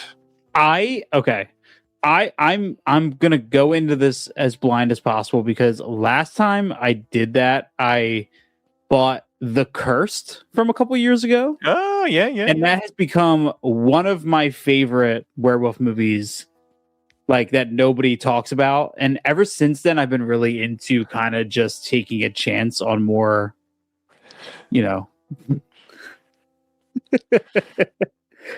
murraying me. It does kind of look like Uma Thurman. You're right, Head Coop. And yeah, I saw that. I saw that misspelling, Rob. It says strosity instead of atrocity. All right. Yes. My point is, I'll probably take a chance on this. I'm going to go to the next one, and this one is April 15th from Via Vision, and this is Space Station 76 from 2014. This is a first time anywhere in the world on Blu-ray as well. This is starring Liv Tyler, Patrick Wilson, and Matt Boomer. I got to be honest, another one I'd never heard of. This looks like a limited series or something. No, this is a film from 12 years ago. Had never heard of it. Had you heard of this one? No. But again, just the eyes on these covers are getting to me in a way I don't understand. There's something about the eyes and all of these that are just, Yeah. They say the eyes, are the window of the soul or whatever they say. And all the eyes on all these covers are just... Did I say Matt Boomer? I meant Matt Boomer. I'm so sorry. Matt Boomer. I can't pronounce French names, Ronnie. I'm sorry. Yes, Matt Boomer is now a French name. I thought this was like a Farscape spinoff, just based on the cover. It looks like Farscape meets Doctor Who or something. Yeah, see the eyes, man. I don't know, something. Good thing it's not final. It is kind of creepy. There's no depth to the eyes. They're like just flat and white. I don't know what's going on. Patrick Wilson looks like Paul Newman here. A little bit, yeah. Head Coop says, I remember this. Wasn't this some kind of early YouTube project or something? Ooh, that could be an answer. I feel like Patrick Wilson is the only guy who could wear those disguise goggles and you would still know it's Patrick Wilson. You know what I mean? Like, I feel like you put on the one with the nose and you'd be like, it's Patrick Wilson. Yeah. Roll next in space. All right, going to the next one. The White Countess from 2005 is coming to Blu-ray on April 15th from Via Vision. This is the first time anywhere in the world on Blu-ray as well, which is still crazy to me because this is the final Merchant Ivory film. How is that not a big enough thing to get a Blu-ray release immediately? We got a Ray Fine performance here. Vanessa Redgrave, Lynn Redgrave on this one. Just a crazy cast. Never seen this, but it's Merchant Ivory. Like I feel like it's probably not great because it's 2005, but I feel like I got to see this. I know nothing about it, man. This one, I have nothing to say. Do you know anything about Merchant Ivory? I don't. Merchant Ivory is a legendary producer and director combo that has done all kinds of stuff over years. I'll do research after the show. I will fill this gap. Both Redgraves with an E in the word both is I feel like that's an attack on me, Adam, and I appreciate it. I know it wasn't. I'm just being silly. All right, let's go to the next one. Hello down there. For the first time on Blu-ray anywhere in the world on April 15th, 1969 film with Janet Leigh, Roddy McDowall, and Tony Randall. Hello down there. Any thoughts? Hello? No? All right. Hi to you as well. Elvis Easy Come, Easy Go from 1967 is coming to Blu-ray on April 15th from Via Vision. And I think this is the last one. This is on Blu-ray for the first time anywhere in the world. And supposedly, this is a terrible movie. I've never seen it, but that's what all the comments said. I'm very curious about this one. I've only ever seen, I think, 1 or 2 Elvis movies. This is probably not great if everybody's saying it's real bad. Yeah. The last Elvis movie I saw was the Baz Luhrmann Elvis film. So not even an Elvis movie. Nice. Yeah, you're right. Yeah, sorry about that.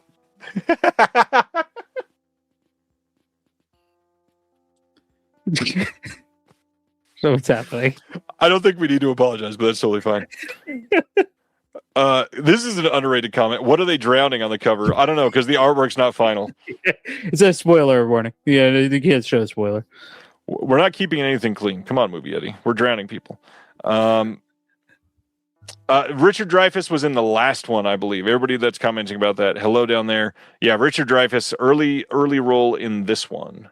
Oh, that's cool. Not in the Elvis movie. No. Unless they're trying to drown Richard Dreyfuss. That's who they're trying to drown. I guess.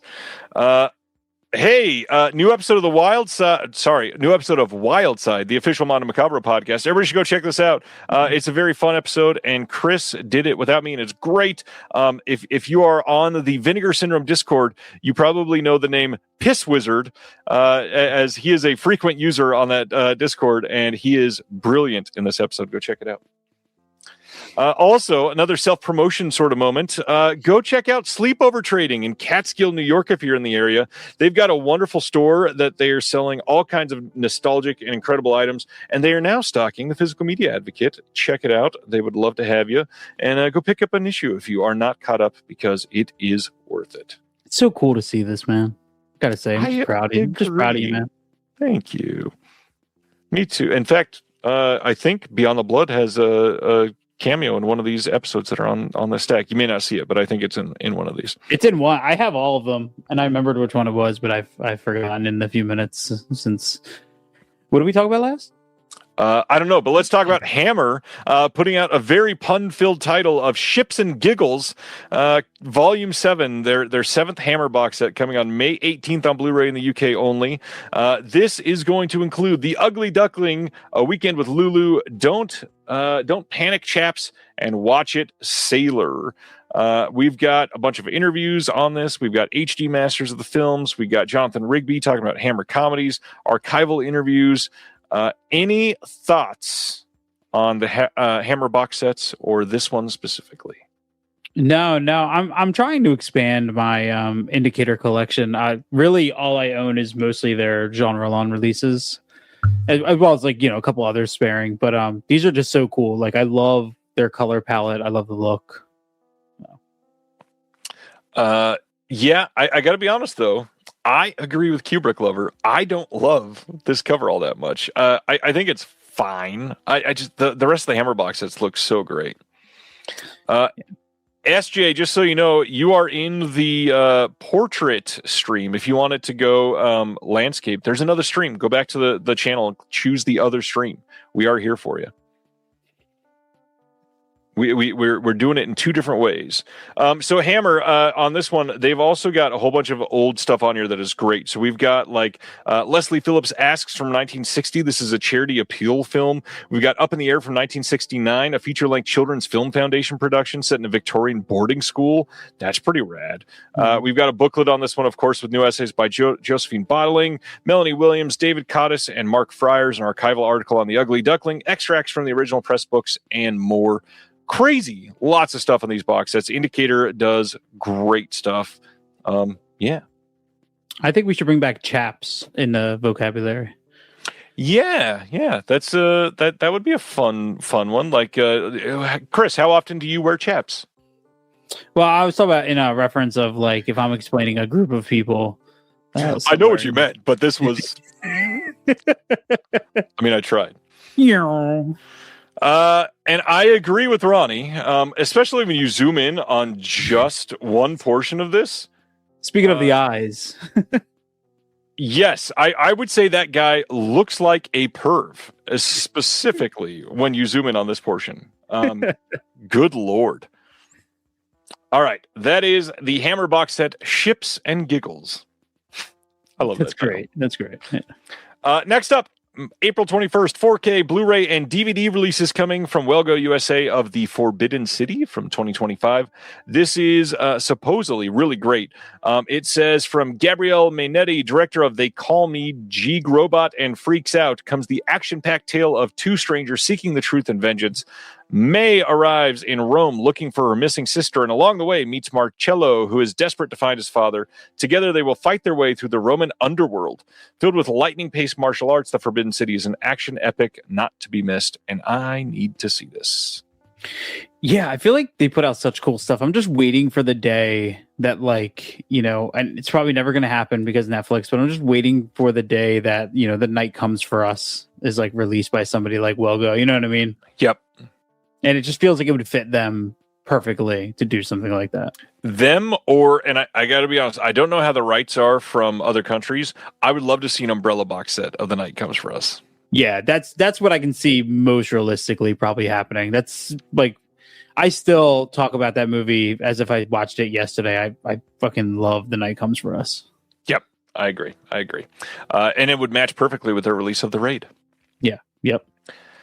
Next up, May 19th, The Weirdest Obsession of Dads Everywhere in 2005 and 6. The Da Vinci Code is coming to a 4K Steelbook near you to celebrate the 20th anniversary. The big thing is they've got the theatrical cut of the film, which is 148 minutes, and the 174-minute extended cut coming on 2 different 4K discs, plus a third disc, which is a Blu-ray of 17 production featurettes. Have you ever seen the Da Vinci Code? Yeah, at some point, like on, you know, like TNT or something, and probably when I was in high school playing somewhere, but it's just not my speed. And Tom Hanks' hair, just something else here, man. Is it hair or is it like a dead bird? It's something dead. Something dead. Simner, you shut your whore mouth. That was not slut shaming. Simner just said, I love Nicholas Sparks. I can't judge. You shut up. Got it. Yes, the Da Vinci Code is at every thrift shop, not just Australia. I promise, Terry. Yeah, this is crazy. Back in 2006, weird, different life for Ryan. I had just started working at Union Pacific Railroad as a conductor, and I swear to God, every single engineer that drove trains that year at one point pulled out a copy of the Da Vinci Code to read while they were sitting on the train, and I have never understood the obsession with this. I feel like every day I learn something new about you, and I feel like we need a book about your side quests. I feel like you're like unlocking achievements all over the place. Yes, I used to be a conductor on the railroad. Not know you were a conductor at one point in your life. Yes, I was. I have been a conductor. It was a weird life. I did not last long because if you notice, when you need to work at the railroad and they've got the impossible task of taking the nation's industry from one side of the country to the other. It's really dumb to get hired there the year before a Great Recession. Turns out I got laid off pretty quickly. Early retirement. I had many retirements. This was one of those jobs. I got laid off from them in 1 year 43 times, literally. They used to bring me back for a weekend and then lay me off the next day. It sucks. Damn, sounds like a union. It was a union. All right, let's go to the next one. March 17th, a Blu-ray is coming in the U.S. from Sony Pictures Classics of the Corral from 2025. This is the Ray Fiennes film that only 8 people have seen worldwide, and all 8 are in this movie. We already talked about this about a month ago because it came out in the U.K. Any thoughts on The Corral? Did you see it last month, and did you love it? I'm not part of the 8. I'm sorry. Oh, I thought you might have been in this movie. I guess not. Yeah, All right, let's go to the next one, which is a movie. I feel terrible because I've been wanting to see this, and I blame, God damn it, Jeremy Long. March 17th on Blu-ray from Music Box Films, Zodiac Killer Project. I was supposed to watch this last year, but last year during Reconnected, when I was at Jeremy Long's house, I was technically at Alex's house for Sundance, I was live on this show, and they watched Zodiac Killer Project, did not wait for me. I missed it, and I still haven't seen it. Dying to see it. So glad that I get to see this finally on disc. I will absolutely be getting this disc. I've heard it's great. Jeremy loved it. Alex liked it a lot, I think. Yeah. Any thoughts on this one? No, yeah, this is one that I heard of that I want to see. I actually want to I want to get this and rewatch David Fincher's Zodiac and kind of do this like a double feature. I know it's a long double feature, but yeah, it's cool. Which one do you watch first when you're double featuring that? Probably David Fincher's Zodiac, like mid-afternoon on like a Wednesday off. You know what I mean? That sounds fun. I have kids, so I don't know what you mean. I can't do that on a Wednesday. I have to do that spread across 5 days in the middle of the night, but I get it. Yeah. Well, the good news is I'm laid off from my conductor job right now, so you know what I mean? And I have no kids. So. That was a very good yes and. I appreciate that. My answer for the double feature is you watch Zodiac until the scene on the beach, then you pause it, watch Zodiac Killer Project, and then go back and finish Zodiac. Yeah, I mean, I don't know if I'm going to do it like that, but I'll keep it in mind. It's probably smart. You should not do that. All right, I'm going to go to the next one. Jason Statham's Shelter from this year is coming to Blu-ray and DVD soon and 4K at some point from Black Bear in the UK. This will likely get a US release as well, but just Statham doing Statham things. Any thought? No, I'm stoked he did it. I mean, this guy's had more jobs than anybody I've ever seen, and it's cool. I still think that it's wild to me that Jason Statham has never done a movie that went straight to video. Everything that he's done has always played in a theater, and that is crazy. Wow. Whoa. I had to go look it up. It is absolutely true. Every single thing that he's done has played in a theater, which for somebody like Statham is crazy. I keep going back to Homefront for some reason. I don't know why. I don't know. It's a weird thing. I just keep going back to. I tried doing the Transporter movies and just can't. It's not my speed no more. Adam says, is Shelter in cinemas? At least 3 of them. I was looking at Cinemark showtimes today and it's still playing at least twice in South Jersey. So it was playing here this weekend too. So yeah, I didn't see it, but it's still there. Next up, May 12th from VCI as part of their Clásicas del Cine Mexicano. Is it Mexico? Yeah. Okay. The movie is not Shelter. It is Janitzio from 1935. Now, this is pretty damn cool because this is the first sound film from Mexico. And that alone is freaking exciting. I'm certainly curious about this one. The VCI releases of the Mexican classics have always been interesting. They're always pretty well made. The trailer for this, actually, it's not the trailer. You can find the whole movie on YouTube, by the way. It's still up on YouTube. It looks iffy, but I'm very curious to see what this is going to look like if it was restored or anything. In Spanish with English subtitles, so check it out. Just the fact that it's the first sound film, I definitely want to see it. Well, to answer your question, it does say that it's a major 4K restoration. I don't have. Where does it say that? At the top, right under the name of the. just so you know. It's major. I completely overlooked that and just thought that's part of the Del Cine part. Those words blended into everything. The white on the stark brown background did not work in my mind. So, all right. And then, very good question, Craig. This is the last thing I was going to bring up. He says, where is that cover art from then? This film from 1935. I don't think this is a shot from the film or the poster. This is the major 4K restoration, man. Unbelievable what they've done here. Oh man, that's really funny. No idea where it's from, but I want to see it.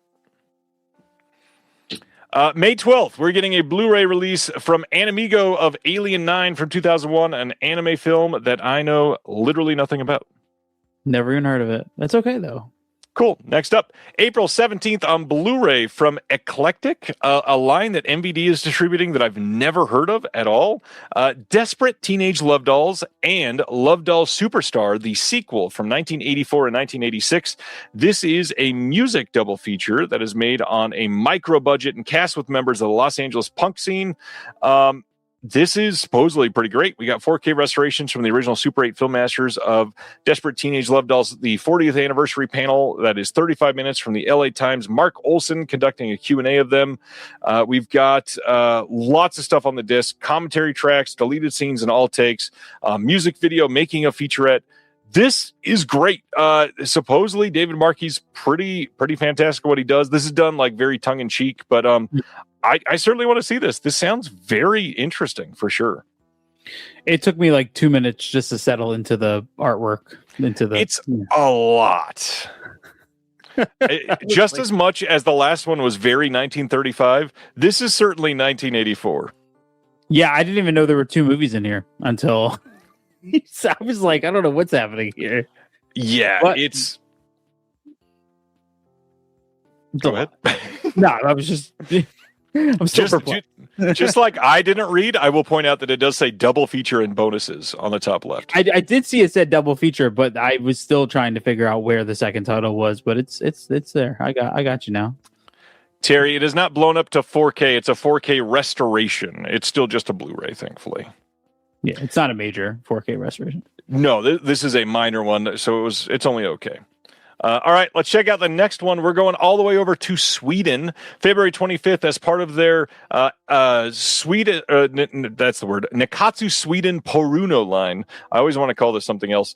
They are putting out Agony of the Shadow Beast from 1971. What a hell of a title that is! Jeez, Agony of the Shadow Beast. Agony of the Shadow Beast from 1971. Yeah. And it's only 70 minutes. Only 70 minutes, yeah. So this says, a young virgin is seduced by her boyfriend outdoors, but their encounter is violently interrupted by a creepy guy who attacks them. The boyfriend runs away and she is violated. Disoriented, she staggers into the road where she is saved by the charismatic C. Bronson and his chauffeur. If this is Charles Bronson, I'm absolutely into it. When the woman wakes up, she finds herself naked and locked away by Bronson, who is running an illegal brothel. Now, a reminder that they are releasing this whole Nikatsu Sweden Poruno line as part of a box set. And if you've not seen it, I'm going to pull this up on another tab and share this real quick. So, can I share that? Yeah, there's no nipples. Yeah, I'll share this. So here is the box set that's coming. And it's 6 different films housed in this exterior box set. This is what it looks like. And you get all of them. And the films sound like genuinely really interesting. And I definitely want them. But to buy the box set from Sweden, like if you're getting it shipped to the US, it's over $200 just for those 6 films. And like, I get it. It's shipping from Sweden. Plus it's 6 movies that have never been released here.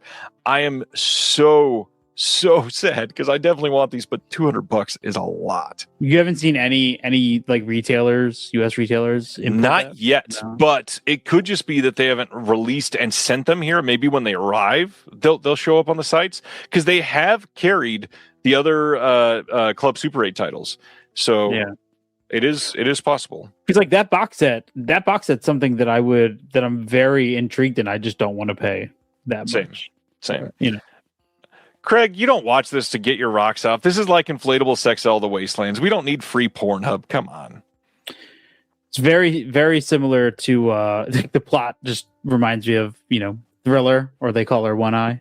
Yeah, but I just wonder if there's as much slow motion in this. I doubt it though. Probably not quite. I mean, it's only 70 minutes.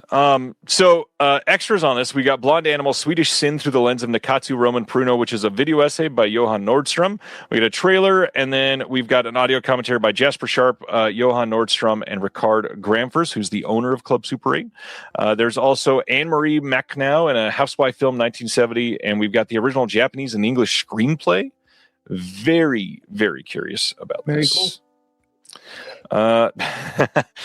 Terry says get a budget flight to Sweden, buy 2 and fly back to the US and sell one. I mean, US flights are very expensive, if only. I also don't have my real ID, so can't even fly in the country. Oh, that sucks. That sucks. What are we ignoring? I'm not ignoring anything. No, I definitely want you to try to read this in I'm going to do it as white as I shouldn't say white because Swedes fortune are cookie. really white. Fortune cookie. Ojuret Smart Sama Nutjing. I was so hoping you were going to say Nutjing. let me try to actually say this now. I'm going to say it's probably Audrey. Smartsama Newtning is probably the proper way, closer proper way to say that. Yeah, you're probably close, or not at all. I mean, who knows? Ronnie says that was filthy. Come on, there was nothing wrong with that. There was nothing wrong with that. All right, I'm going to go to the next one. Let's talk about Dit Blonde Urette. This is from 1971 as well. This is Blonde Animal, coming on February 25th from Club Super 8. This is a loving couple falls prey to an older husband and wife vacationing in Stockholm in search of sexual adventure. The characters spend much of their time strolling through the city, taking in its famous sights, going to discos, or engaging in sexual encounters, often still in their underwear, yet appearing to enjoy themselves to the fullest. An interesting case of Japanese censorship. What a weird synopsis. Just 63 minutes, man. It's perfect.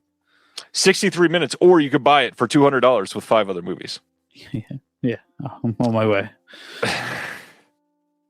Okay. These comments are great. I don't even know what to say. So special features on this one. We got Blonde Animal, Swedish Sin through the lens of Nakatu Roman Peruno, a video essay by Johan Nordstrom. We've got a visual essay by the one and only Dakota Newt and Christopher Velasco from Two and the Pinku. Amazing. And this is another reason why I want to buy these, because I want to support them. We've also got an audio commentary by Jasper Sharp and Ricard Gramfers on this one. I really want these, especially because they've never been available outside of Japan. Yeah, these are cool. I really hope I hope somebody gets that box set. I would love to get that. Yeah, as long as they don't charge $200 for it. Absolutely. Yeah, that's true. All right. We've got very few things left. Literally only a couple, I think. This is interesting. Actually, this is the last thing to talk about tonight before what's coming out next week. So Club Super 8 has a sister label. Cult Pix is a streaming site that is based out of Sweden as well. They are a partner of Something Weird Video. They are really great at pretty much everything that they do. Fairly cheap. I think it's like $5.99 to subscribe to Cult Pix. And if you've not ever checked it out, you can scroll through, I think, their entire library without subscribing. And you should, specifically you, Chris. I feel like you would absolutely love them as a streaming service if you've not checked them out. Anybody else watching, please go give it a watch. They are really interesting. I feel like most people watching this would love it. But they are announcing some interesting things here. So Cult Pix is starting a new physical media label, and let's go through some of this. So Stockholm-based streaming platform Cult Pix is moving into physical media, partnering with National Film Institutes in Hungary, Taiwan, Czech Republic, and Estonia for a new Blu-ray label set to launch at Cannes in May. So this says the cult and exploitation cinema platform will debut with 4 restored titles from partner archives. We've got Mateo from 1990 from the National Film Institute in Hungary, Fantasy of the Deer Warrior from 1961 from Taiwan. We've got Demand from the First Century from 1962 from the Narodny Film Archive in Prague, and then Madness from 1968 from the Estonian Film Institute. Mateo will be the first release at Cannes, with the remaining titles rolling out on a monthly schedule. The company also plans to release TFA's restoration of Taiwan's Dragon Superman trilogy from 1968 later in the year. Cult Pix is in discussion for even more titles. There is a lot listed there. Yeah, I've looked at Cult Pix a couple times. You can like scan their site. But I went through like a little bit of I'm a little funny with like streaming services. I went through like a Criterion channel kick, and then I went through a oh my God, there's another one too that we talked about last time I was on the show, and I forget what it's called. But Cult Pix is on my list of streaming services to check out, just to kind of see what's going on there, because it looked right up my alley. Well, I got somebody messaging me. It looks like they may not necessarily pay the people that they're licensing films from. So maybe look into Cult Pix a little bit first. Very curious about that. Yeah, never mind. Interesting. Everybody should do some research. Good is what I'm sending to this person. Yes, and I agree, Robert. Why is everybody starting boutique labels this year? People are crazy. Who starts a boutique label in 2026? Just a terrible decision. Yeah. Studios run the game, man. That is me being very tongue-in-cheek. Any thoughts about a Swedish new physical media label? No, but like pretty much like everything else, I'm down to give it a shot. I agree. So yeah, that is it for news for this week. Let's talk now about what is coming out next week, in case you forgot. February 13th, which is tomorrow, we've got a release coming out from Flickr Alley of the Focus on Louise Brooks, and then next Tuesday, Ben-Hur on 4K, All the President's Men on 4K, Predator Badlands on 4K, and all of those also have steelbooks. Nightcrawler on 4K with a very unnecessary steelbook with the nothing looking like that in the film. Beautiful Mind 4K. We've got Sisu, Road to Revenge 4K, Double Impact 4K, The Visitor 4K, lots of 4Ks. Small Soldiers getting a standard 4K. Now You See Me, Now You Don't 4K. The Eclipse series, Lubitsch musicals coming from Criterion. Rental Family on Blu-ray. Did you see Rental Family? I did not, but I've heard incredible things about it. It is so much better than I thought it was going to be. Yeah, just absolutely great. Cloud, did you see Cloud? I feel like you'd like Cloud too. Cloud is on I think I have Cloud pre-ordered. For sure, I haven't seen it, but I think I pre-ordered it. If you didn't, you should get the Eureka release that comes with Cloud and the Kurosawa film from 2001 or whatever it is. Yeah, I don't know which one I have pre-ordered. I'll have to double check after the show. Five Nights at Freddy's 2 coming on 4K next week. Did you see that one? I'm just kidding. That movie's bad. Dexter Resurrection, the complete first season. Scream 4K getting reissued next week. The new Death Stalker. Silent Night, Deadly Night, the new version of that from Cineverse coming out next week. The Doors 4K Steelbook from Lionsgate Limited. Mean Girls 4K getting a reissue. Song Sung Blue coming out on Blu-ray next week. Dead Silence 4K, maybe the best looking Steelbook coming out this week. Brotherhood of the Wolf 4K, love that movie. We got Broadway and the Big Screen from Warner Archive, a 6-film collection. Space Adventure Cobra from Discotech. Cicator Ultimate Human Machine from Discotech as well. Scarlet Warning 666 about to... Oh, that's right. The other title is Charisma. Thank you, Head Coop. Cliff in Color from Indicator coming next week. Fred Astaire 4-film collection from Warner Archive. Benny Goodman's story coming from MGM. Flesh and Blood Show 3D from Kino. More Belmondo with the Vultures from Kino as well. Birth of the Blues from MGM.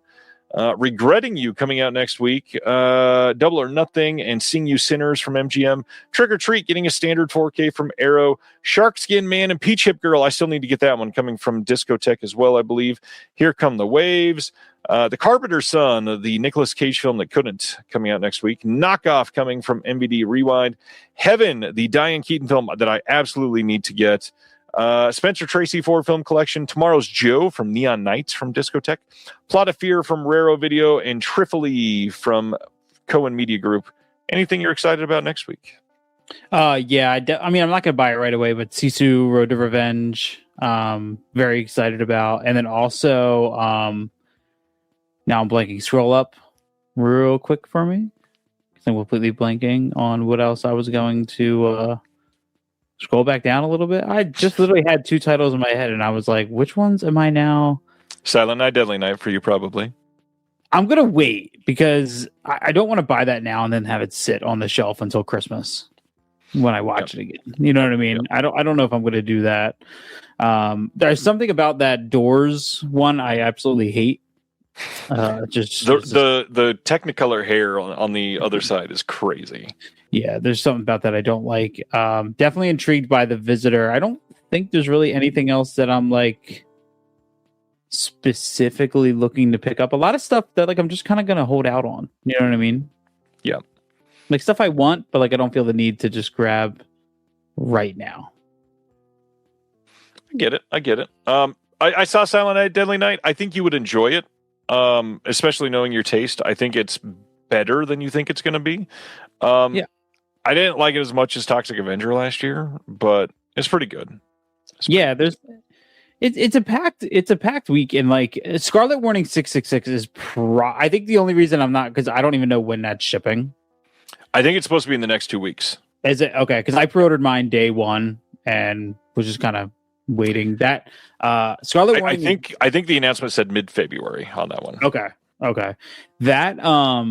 That's one of like the rare times I just took a completely I didn't even watch anything for that.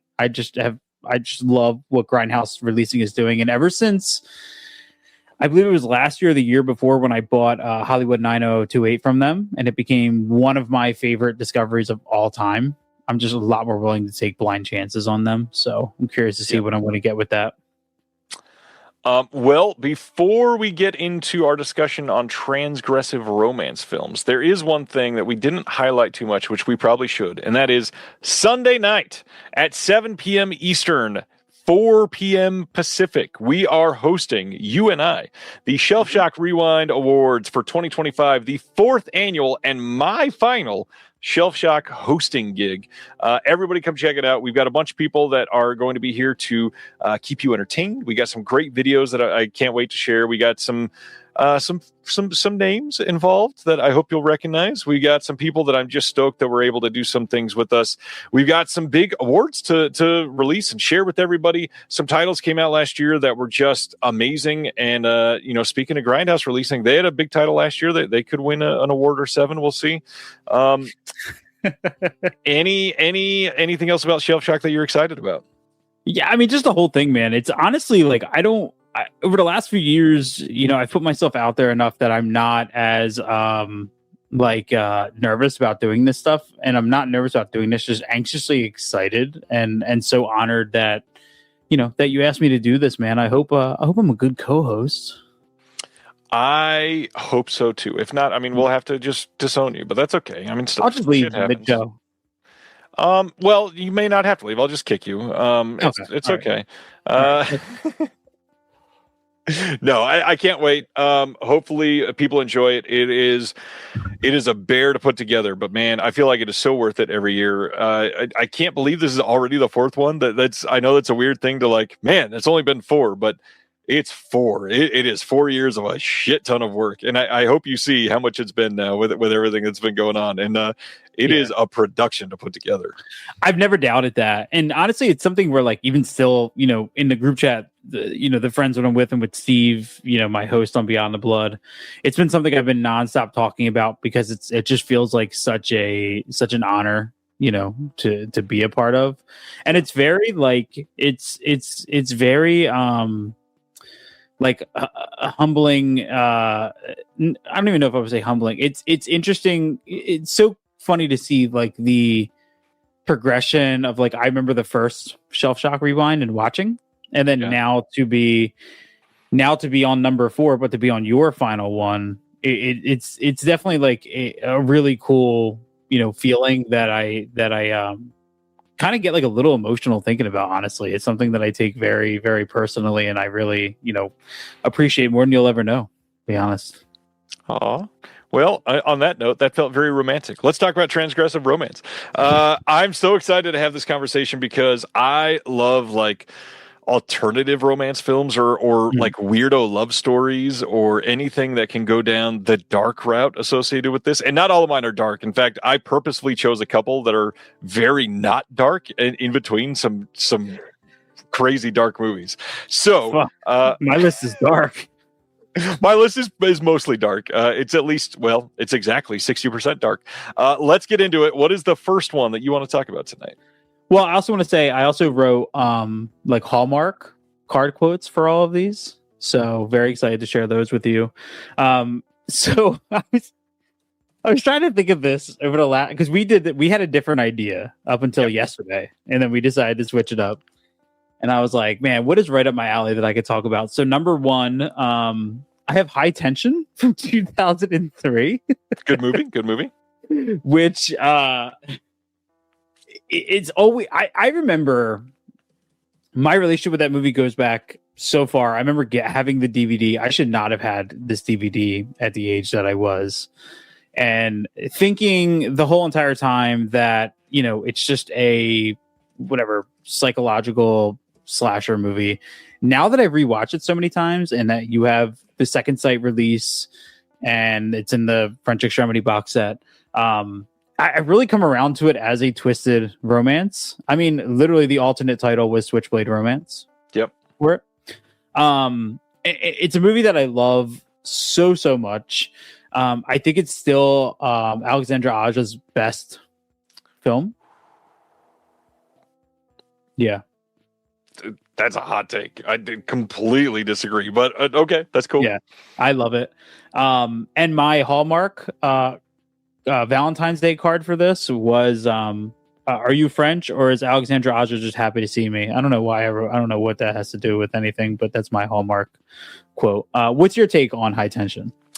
I am one of those people that likes this movie a lot and does not love the ending. I love Alexandra Aja. I think he is great at what he does. I just think he's done better, and I think this really set up his career for success. It's a really great paving the way for the next steps of what comes after this.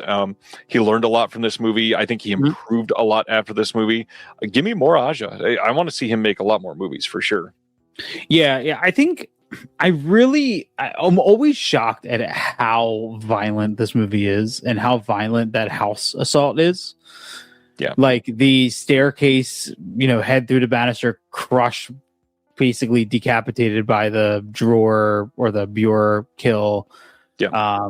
I've always loved the moment of her in the closet, with the mom getting killed. Like there's maybe it's nostalgia that drives a lot of my love for it. And it could possibly be. I said it was his best, but I would argue that Hills Have Eyes. That's the one. Is probably better. But yeah, that was just my first pick when I was thinking about it. Good first choice. I was about to respond in a comment. Ronnie says, I've stayed away from this movie because I've heard it's very homophobic.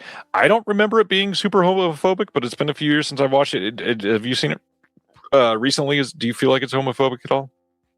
I watched it when Volume 1 of New French Extremity came out, and I didn't get, any like homophobic response to it. But I mean, to be fair, you are one of the straights, so you're not going to be attacked. I guess. Yeah, exactly. Yeah, that's why I was trying.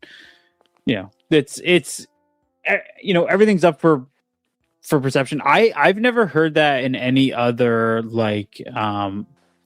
just readings on the movie, especially now that it's been released. Like Second Sight put out a pretty comprehensive release on it with some write-ups that I thought did a really good job talking about the movie from a lot of different angles. And who knows? I hope it's not for people.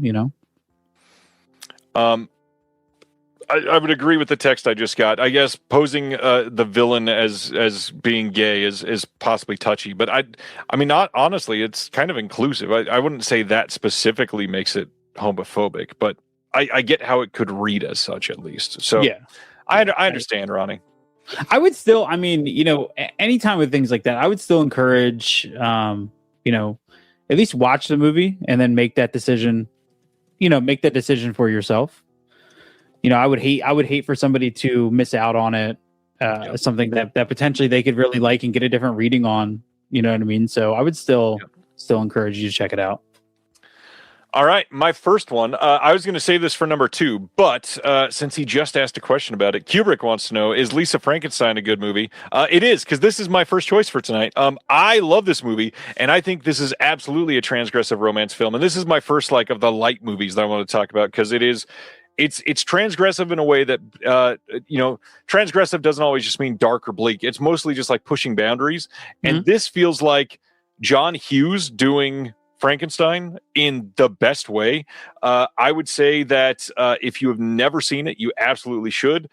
Catherine Newton is incredibly charming in this movie. Cole Sprouse is incredibly mute for most of this movie. It is really well done. The acting is great. The story is fun. Jeff? Who's Jeff? It definitely feels like 1989 take on almost, I don't know, genuinely, John Hughes literally adapting Pretty in Pink as a Frankenstein movie. And the humor in it is spot on. The humor is deep and not surface level. There's so many jokes in it. Is such a great way to make this work for people that are into movies, that are into classic cinema, the Frankenstein era of film. There's Pabst jokes, for God's sake, and that is incredible. This is a fun take too. Sibner says it's Heathers meets Beetlejuice. That's close for sure. It is one of the best Tim Burton movies that he didn't direct ever. Love Lisa Frankenstein. It is a very fun romance movie, and it's literally Catherine Newton falling for somebody who is a corpse that's been put together. Go watch it. It's so well made. Absolutely love it. Check out Lisa Frankenstein. Yeah, I love John Hughes is is a filmmaker that I've really been, and a writer that I've built a lot of appreciation of over the last probably like 6 or 7 years. I've discovered so many more of his movies, and even movies like Ferris Bueller's Day Off has become, as I get older, it's become more important to me. So I remember going into Lisa Frankenstein, love Catherine Newton. So I went into it. I was like, oh, is this like the new age Warm Bodies? Kind of like that thing. And I was pleasantly surprised by how much I loved it. I like that so much more than Warm Bodies, so much more than Eat Brains Love. I hated that movie. And I could see people comparing them because it's zombie romance. But no, this is so much better than both of those. There was another one last year that kind of snuck under the radar. Some people talked about that I really enjoyed, which was Your Monster with Whisperer. Yeah, that was another one, kind of not as stylish, but one I still really, really liked. Yes, Diablo Cody did write this, and yeah, I do still need to see Your Monster. I've not been able to see it. Terry, just so you know, John Hughes is not aging well for a lot of people, so I completely agree. Pretty in Pink specifically has a pretty egregious, terribly racist character. It does. Yes, Kubrick, she did write Juno. But Lisa Frankenstein, I actually like Lisa Frankenstein much more than probably most of the John Hughes movies, I gotta say. Yeah, perfectly understandable. All right, so that's why I wore the shirt. I love this movie, and it seemed apt for tonight. So go ahead. What is your next choice? So I want to lighten things up from High Tension, following your footsteps. Here's Martyrs. For number 2, I put Nymphomaniac, Volume 1 and 2. Nice. And my Hallmark card quote for this was, "You're always Stellan, baby." I don't know why that is. I've had this kind of, I think, unhealthy obsession with Lars von Trier over the last, I don't know, probably close to 10 years since I saw Nymphomaniac on Netflix. Back when Netflix was like that, and it's interesting, man, because I feel like his movies are very hard to unpack, and they're very difficult to assess outside of just being incredibly shocking and uncomfortable. But I think what I love about Nymphomaniac is when you get into end of volume 1 into volume 2, when the Shia LaBeouf character becomes a little bit more, and it really becomes a story of our character's inability to hold on to relationships. Yeah. Because of this endless desire for pleasure, or just to please endlessly, and her inability to choose a single partner. And every time I watch it, which is not often, I don't want people to think that I'm watching this every year, because it's not happening. I watch this every April. Every 6 months I'm throwing it on. I do feel like it's one of the most interesting stories of I don't know, just kind of sex and odd romance I've ever seen, if that makes any sense. You know what I mean?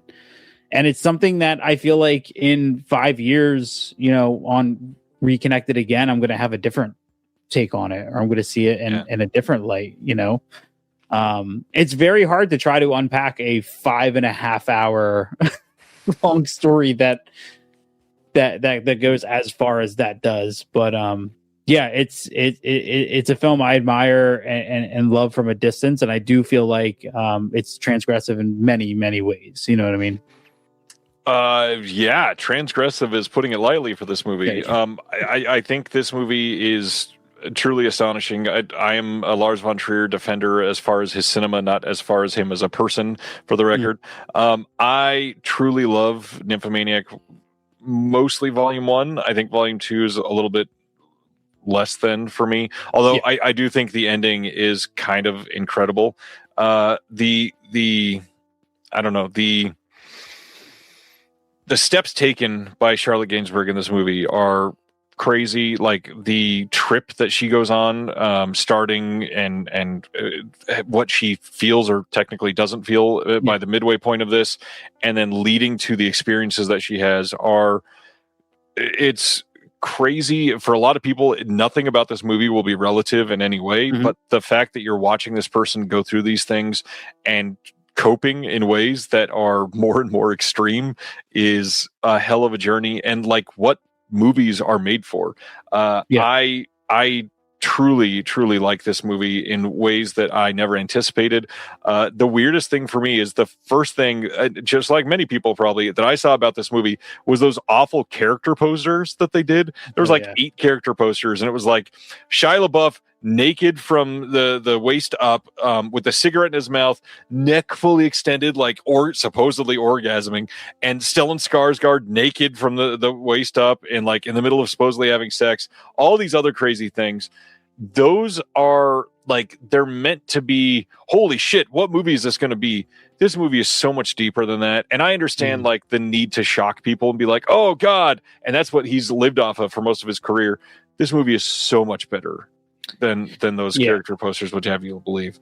And there's actually kind of a theme that I'm now putting together with my list, looking at the rest of them, which is like a very fearless approach to storytelling, which you'll see as we go through the next 3, which I think is something that I heavily admire and respect, because I don't believe in. I believe like you have to tell your story, and if it's a way that a lot of people don't agree with, then the people who who do connect with it are going to find their way to. And I think you have to tell your story. And Lars von Trier also does this thing where he has such great, especially in Nymphomaniac, especially Volume 1, like Uma Thurman pops in, and she plays the wife of just one of a series of guys that she's sleeping with, our main character is sleeping with. And there's like a 30-minute scene where Uma Thurman just pops into her apartment with her kids. It's a great scene too. It's incredibly uncomfortable. You feel terrible for everybody involved, and then it just never comes up again. And she's incredible in it. So he has a way of like really zoning in on the impact that Charlotte Gainsbourg character, like what she's doing, has on even the guys in her life that she sees as just 15-minute experiences with daily. It's really pretty incredible what he does. Great choice. Yes, you did mention that you were going to pick this, or I probably would have picked this because it is worth talking about. It is such a great movie. Everybody should see it. I do mean that. It is one of those movies that you should challenge yourself and watch Nymphomaniac 1 and 2 if you haven't. Yeah. All right. My next one is... okay, so I have this listed as dark, but it's not like a super dark movie. But not many movies are about a woman fucking a car. Titan or Titan or however you're supposed to pronounce this. I believe it's Titan. This movie is just batshit. Like, even describing the actual story itself is kind of hard to do, because realistically not a ton happens in this movie. But basically, like, less than 5 minutes into the movie, there is this brutally filmed car crash that happens. And first of all, one of the best car crash scenes ever caught on camera. It's incredible.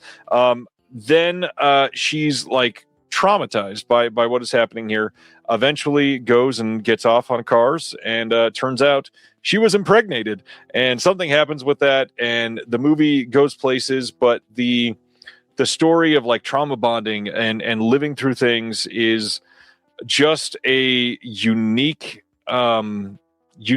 like, in a way, masterpiece that I feel like still nowhere near enough people have seen. I think it is absolutely brilliant. I really hope someday we get a great release of this in the US, because there's not like a really good release of this here. Even in the UK, like, I would love to see Second Sight put this out and give some proper context to this movie, because somebody needs to put some good special features on there. Love this movie. Love her as a director. Titan, check it out. Yeah, it's like it's an interesting, I think, like, partner film too with Crash. Yep. It's really. I remember actually, I didn't like it the first time I watched it, and I held on to the Blu-ray, and I just remember, like, I think a couple years later, throwing it in again and kind of admiring it from a different point of view. Visually, I love that movie. I think that movie shot gorgeous, but it is great pick, man. It's a good movie. Really good pick. Yeah. Yeah.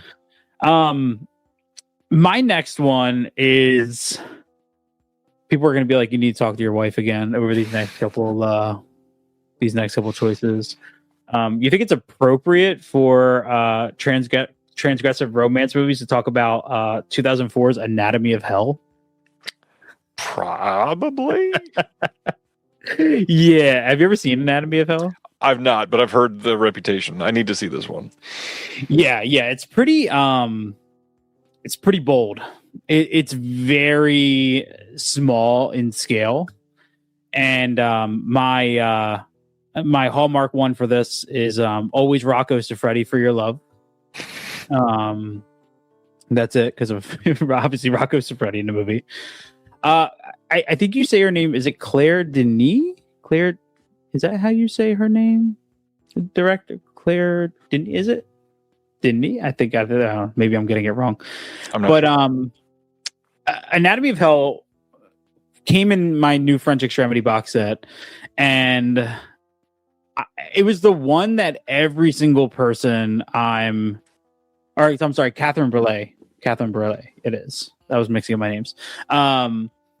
Every single one of my friends who bought the box set was like, dude, you're going to hate Anatomy of Hell. You're going to hate Anatomy of Hell. And to kind of read off and give you an idea of the cast, basically, it's a woman who pays a gay man that she meets at a gay bar to hang out at her place for 4 nights and watch her when she's the most unwatchable. And what kind of unfolds over the 4 nights is this incredibly graphic, I don't even know how to explain this in a way, exploration of human body, and it's kind of hard to put in words, man. It was incredibly effective to me, and I watched this with both commentaries, which kind of continued building on my admiration for this story. I'm gonna butcher her name. Amira, I don't know if it's Cesar or Caesar, who is the happiness, who is just titled as the woman in the story, is incredible, because she is just explicitly nude this whole entire time. It's a hell of an experience, and I'm always going to struggle with a way to explain this to anybody. But again, I would challenge anyone to just sit down with this and kind of deal with it for the 70-minute runtime and think about it, and then revisit it one more time, and then think about it, revisit it one more time, and then get back to me and let me know how you feel. I realize it's a bad pick because I don't really know how to talk about it, but I don't think it's a bad pick. I mean, it sounds interesting. I'm compelled to watch it. Very, very curious about this. I will eventually watch it. Yeah, I need to. I've heard nothing but very interesting things. I did consider Possession, Head Coop. I did not end up choosing it, but I did consider Possession. All right. So speaking of things that I did pick, this one, again, not really like a dark choice, but kind of in some unique ways, especially because a lot of it is toxic. I had to go with favorite movie from the last couple of years. I like a lot of new movies sometimes. I'm sorry. I wanted to talk about Kristen Stewart in Love Lies Bleeding. Yeah. Love Lies Bleeding is such a unique, very sapphic love journey of two people falling for each other, and Ed Harris looks scuzzy as shit. Like, I don't even know how to explain this movie, because it's normal that in one scene you get somebody oozing goop, and the next scene there's like a fun little fight that you see, and then we're burying a body in a canyon, and suddenly there's a giant. And out of context, that feels weird as hell. But watching this movie, you're like, I'm in love, and somehow everything is hot as hell and amazing. Kristen Stewart, astonishing in this movie. She is putting a performance that is living, breathing, manifesting a relationship that she didn't really need right then, but absolutely wanted. The entire situation is like toxic feeding off of terrible situations and relationships, and yet bonding together in like very strong ways in very short periods of time.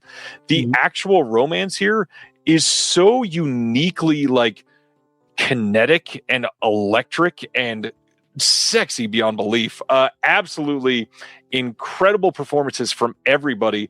I only mention Ed Harris because he looks wild in this movie, but everything about this lesbian crime just wonderment. I really recommend that everybody sit down and watch this movie. It is so much better than like the tepid response that it's gotten. I don't understand how people did not put this in like their top 15 of the year. It is such it's just a unique film to see this cast in, and then to release it in the mid 2020s when like nobody's going to the theater and they say, yeah, let's put a shit ton of money into this.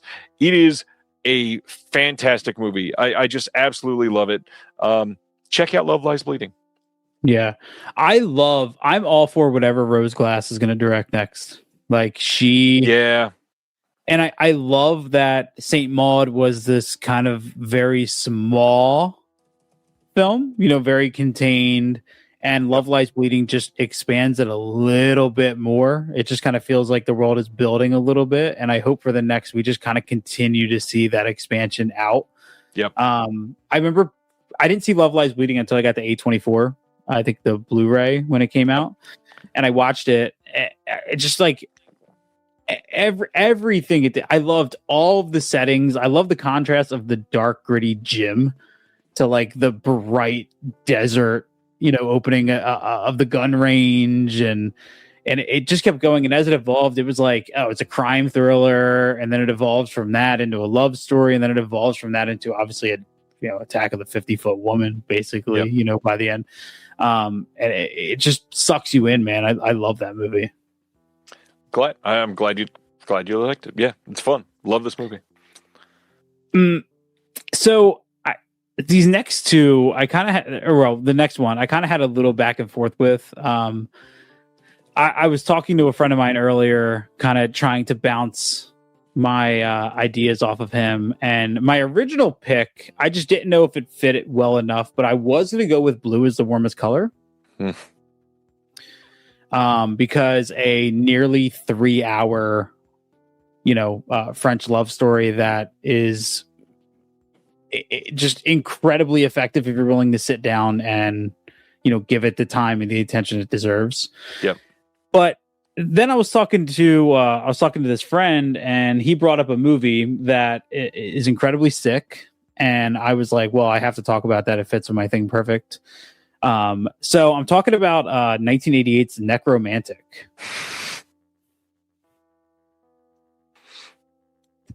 All right. Are you a fan of I can never say his name, Jorg Buttgereit? Yes. Are you a fan? I am a cautious admirer of what Jorg has done. I would say I feel like his work, the extreme stuff gets a lot more attention than I wish would. He's got some hidden gems that people should probably see. They're very interesting. He is a hell of a unique, abrasive filmmaker. Yeah, he is. Yeah, he is, and it's incredibly. It's starting the car. So my wife actually bought me Necromantic 1 and 2. Fun fact. Is that Ryan? Are you a fan of necrophilia? Are you? Not recently. No. Again, I think it's just kind of one of those, like, when you're getting into, like, when I decided all those years ago, like, I'm going to deep dive into genre stuff. There's just places, to me, discovering Necromantic at I think whatever age I was at that time, probably 25, 26. It was very similar to kind of like the fascination that me and my friends developed at like 13 for Faces of Death. You know, it was like this does not feel right.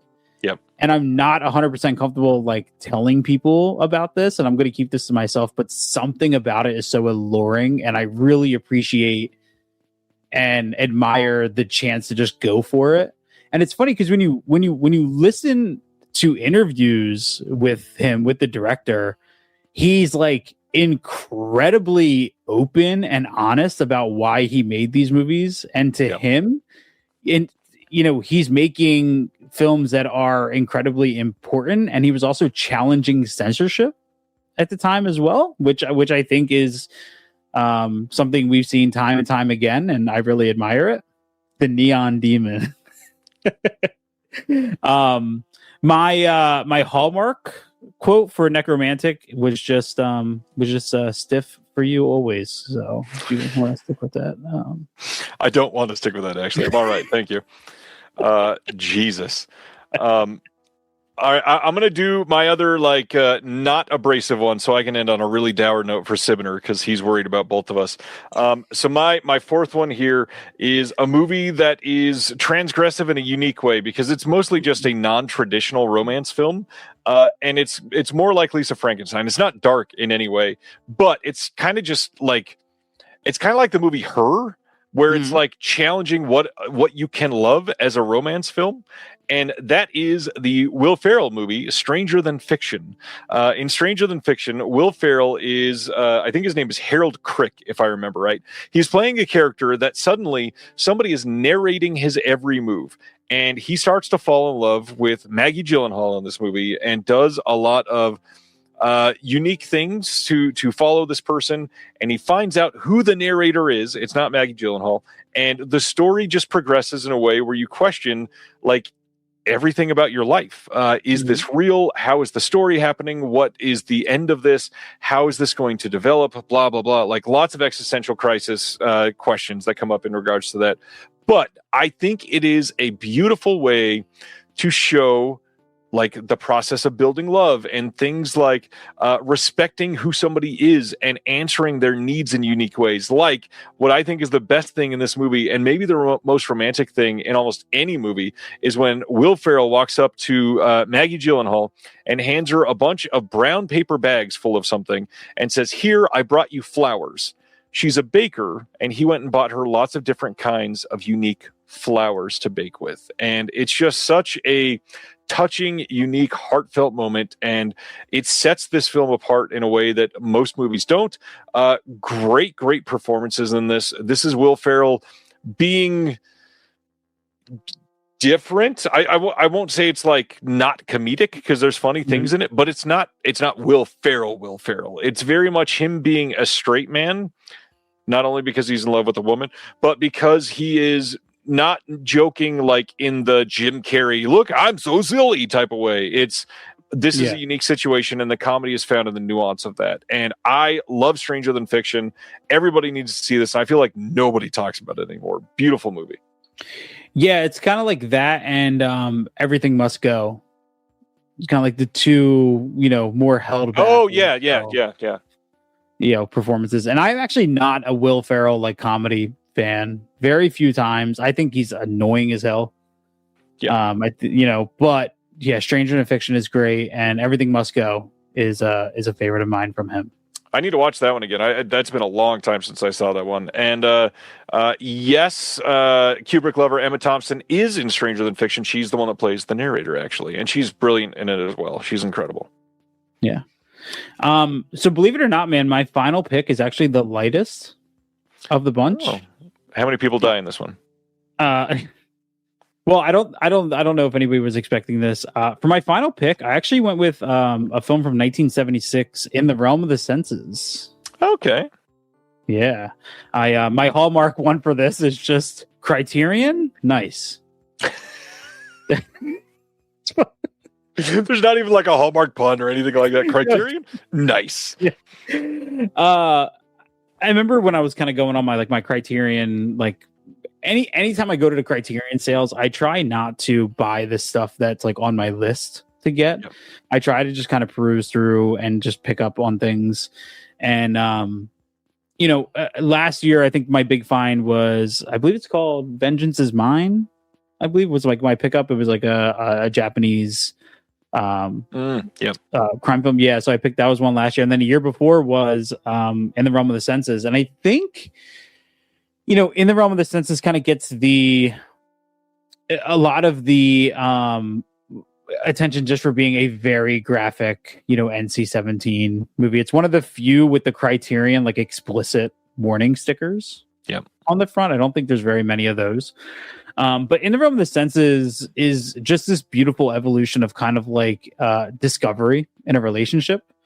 You have this very kind of you have this relationship that begins very kind of natural and normal, I would say. And then as the film evolves, it gets much more into the sadomasochistic side of things as it evolves. And I think it's beautifully shot. I think it's a great story. It's one that I would have no problem like trying to convince my wife to sit down and just enjoy with me, though I doubt she will. And it's a movie that oddly enough, I'd never heard of before I bought it and just kind of fell in love with. And that is probably one of the films that kicked off a little bit of an avenue I went down on where I started watching the pun, where I started watching things like more like Sex and Zen, Erotic Ghost Story. Like I kind of like started diving into a little bit of kind of like these deeper subgenres a bit from it. And nice. Yeah, so it was just a nice starting point for me, and one that I think needs to kind of get talked about a little bit more nowadays. Let's bring the conversation back up around it. Yeah, good movie. Glad you picked this. Yeah, definitely a Criterion that I feel like everybody should love. You said pretty much everything. Yeah, good choice. Thank you. All right. Now this is where I get super weird after everything that I just named. And this is where I had two on my list in case you named this one. And I just want to make a case because this is going to come across as terrible when I first say the name of this movie. I was just waiting to see if you picked it because I knew that you were going to pick stuff like Necromantic tonight. So the last one I had to pick, Irreversible. Now listen, I understand that it's gross. There's an extended sequence. It's awful, blah, blah, blah, blah, blah. That all is true. But at the heart of this, a love so deep that the revenge that comes across from these situations shows how deep the love and romance felt for his partner was in that moment. Irreversible is a truly just crazy movie to see not knowing anything for the first time. And then pardon the pun here, but the gut punch at the end of this movie, the feeling in the pits of your soul of like, I just went through all of this with these characters, and then the last thing I felt is just the despair in this moment of holy shit. Like that is where that entire burst came from. Irreversible is a wild movie, and I know it doesn't work for everybody. I just Irreversible is crazy. I understand that scene is too much for a lot of people, and I understand why it would be. It's too much for me. But it was supposed to be. I mean, look at the director. He did that on purpose. He wants you to feel uncomfortable. He wants it to hurt. He wants it to be something that you feel in that pit of your stomach, just like they did. And yeah, watching this movie the way it properly screened and not this reshaped chronological version that they're doing or whatever. Straight cut. The reversible. I mean, what the hell? This movie is shocking, but for the right reasons. Irreversible is a wild movie, and at the heart of it, I completely understand. As somebody that my wife is my best friend, and that I would do insane things to anybody that did something to her. I get it. This movie is crazy, and I don't know. I'm still feeling emotions now from watching it a couple times. It is one of those movies that I completely understand if you hate it, but also I respect the hell out of this movie. It is so well made. The unique storytelling point of leading up to that beat at the end of the way that it's viewed is obviously you can't make it any other way and get that same feeling. Yeah. But God, what a movie! I really thought this list was going to end. My list was going to end with Lars von Trier and Gasper on it. You know what I mean? I thought, and I went back and forth on so many. I was like, oh, I could do Love, and then I was like, Love doesn't really, work the way that I thought. And then I even thought about putting Vortex on. Just such a unique. I feel like I can remember every first time experience with a Gasper. How do you say is it Noe? Noe. I feel like I can remember every first experience with his movies, like the shock and the kind of overwhelming experience of climax. Yeah. I think that doubles in Enter the Void. And Enter the Void, has the pleasure of being 164 minutes long if you watch the director's cut. Irreversible, Monica Bellucci is incredible. Yeah. And I knew he was going to end up somewhere on here, and I'm very happy that you were the one to do it, man. And we have not with your family. What's great is that we have not one but two incredible releases of that. With the Vinegar Syndrome release, or I think it was a sub label, right? That put it out. A sub label, yeah. But then the Indicator, which I'm still looking for. I found a couple, but that's one I still need to get. Got it right over there. Right. Yeah, you also have the Pete Walker Show box set that I'm gonna die before I ever have. It's got it right over there. Yeah. That thing disappeared way too quick. That's unfair, man, that it disappeared that fast. Completely unfair. But yeah, I mean, I think here's the thing, man. I always feel a little, and I know I'm not, just for anybody who, but like, I do always feel a little like hesitant sometimes with certain lists like this, where I'm like, should I talk about certain movies out of being perceived of a certain way of like, oh, you watch stuff like that, talking about movies like Necromantic or Anatomy of Hell, or, like, I do feel like they're so challenging, but like talking about a movie like Irreversible, I feel like is also in the same category of challenging and fear of like judgment for watching a movie like that, or saying that you watch or enjoy a movie like that. I've always fallen on the side that film is meant to be challenging. Yeah. And it's meant to cross boundaries.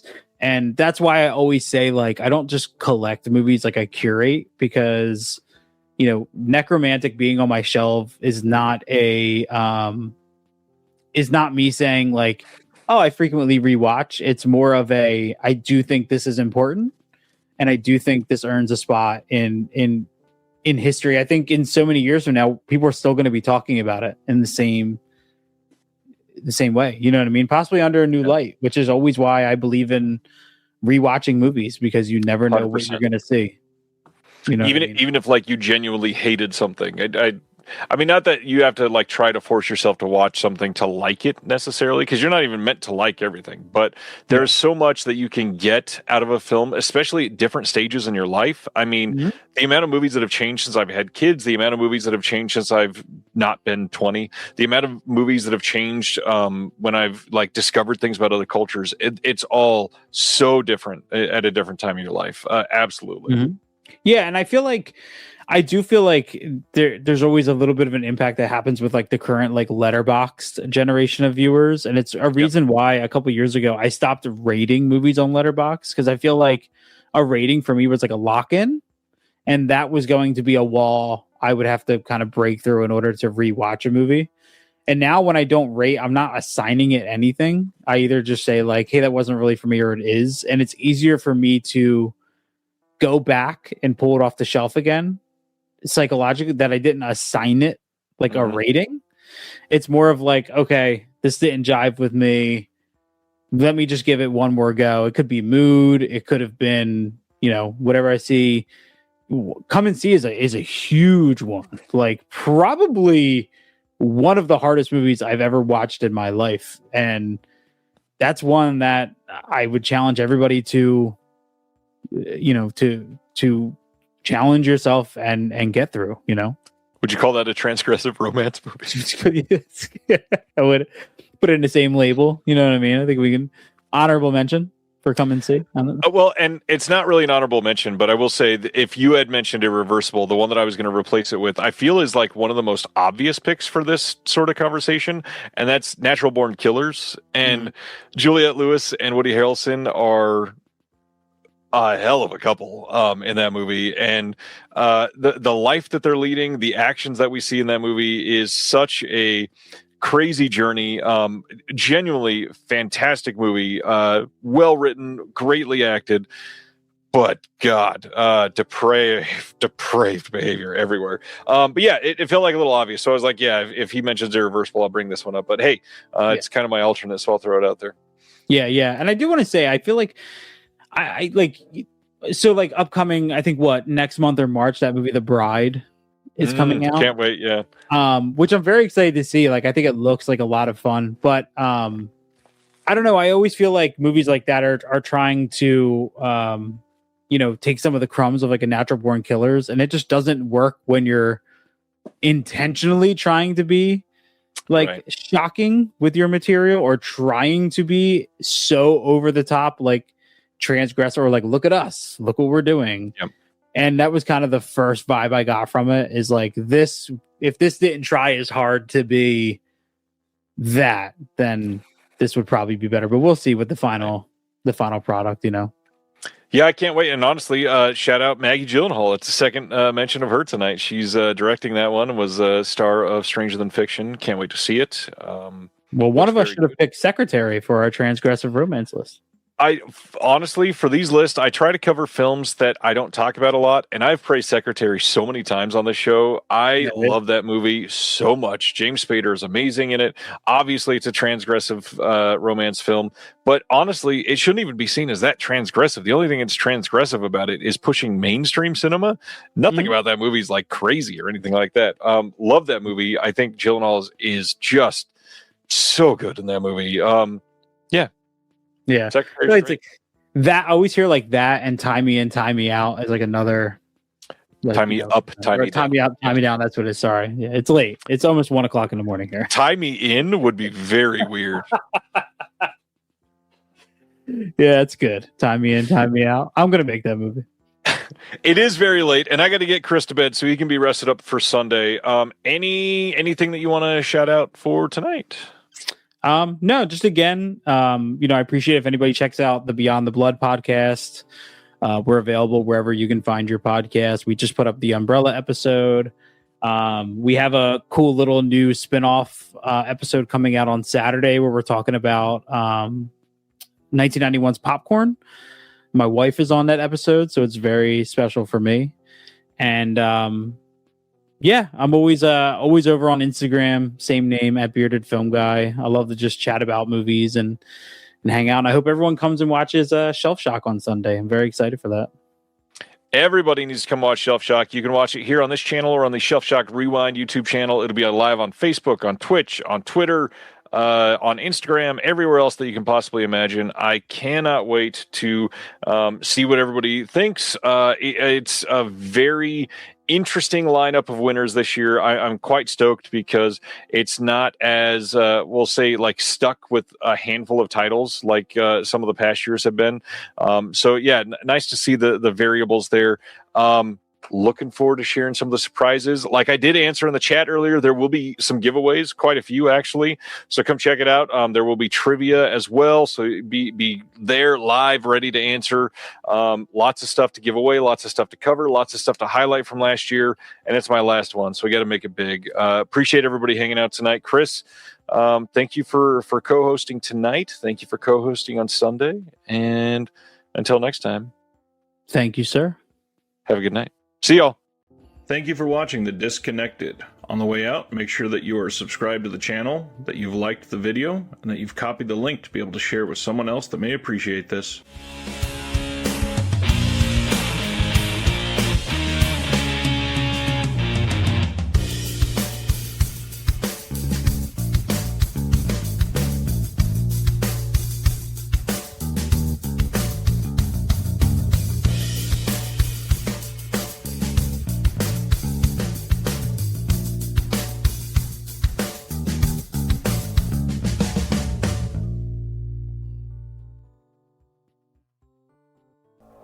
If you're looking for more horror outside of the mainstream, look no further than Unsung Horrors, a podcast about underseen horror movies. I'm Lance. And I'm Erica. Every other week, we'll cover a horror movie with fewer than 1,000 views on Letterboxd. We'll even give you double feature recommendations to pair with the movies we discuss. From gothic to shot on video, from slashers to comedies, from giallo to J-horror, we'll cover all the subgenres. So join us as we unearth these hidden gems of horror. Follow us on Instagram, Twitter, and Facebook, all at Unsung Horrors, available wherever you listen to podcasts. And part of the Someone's Favorite Productions podcast network.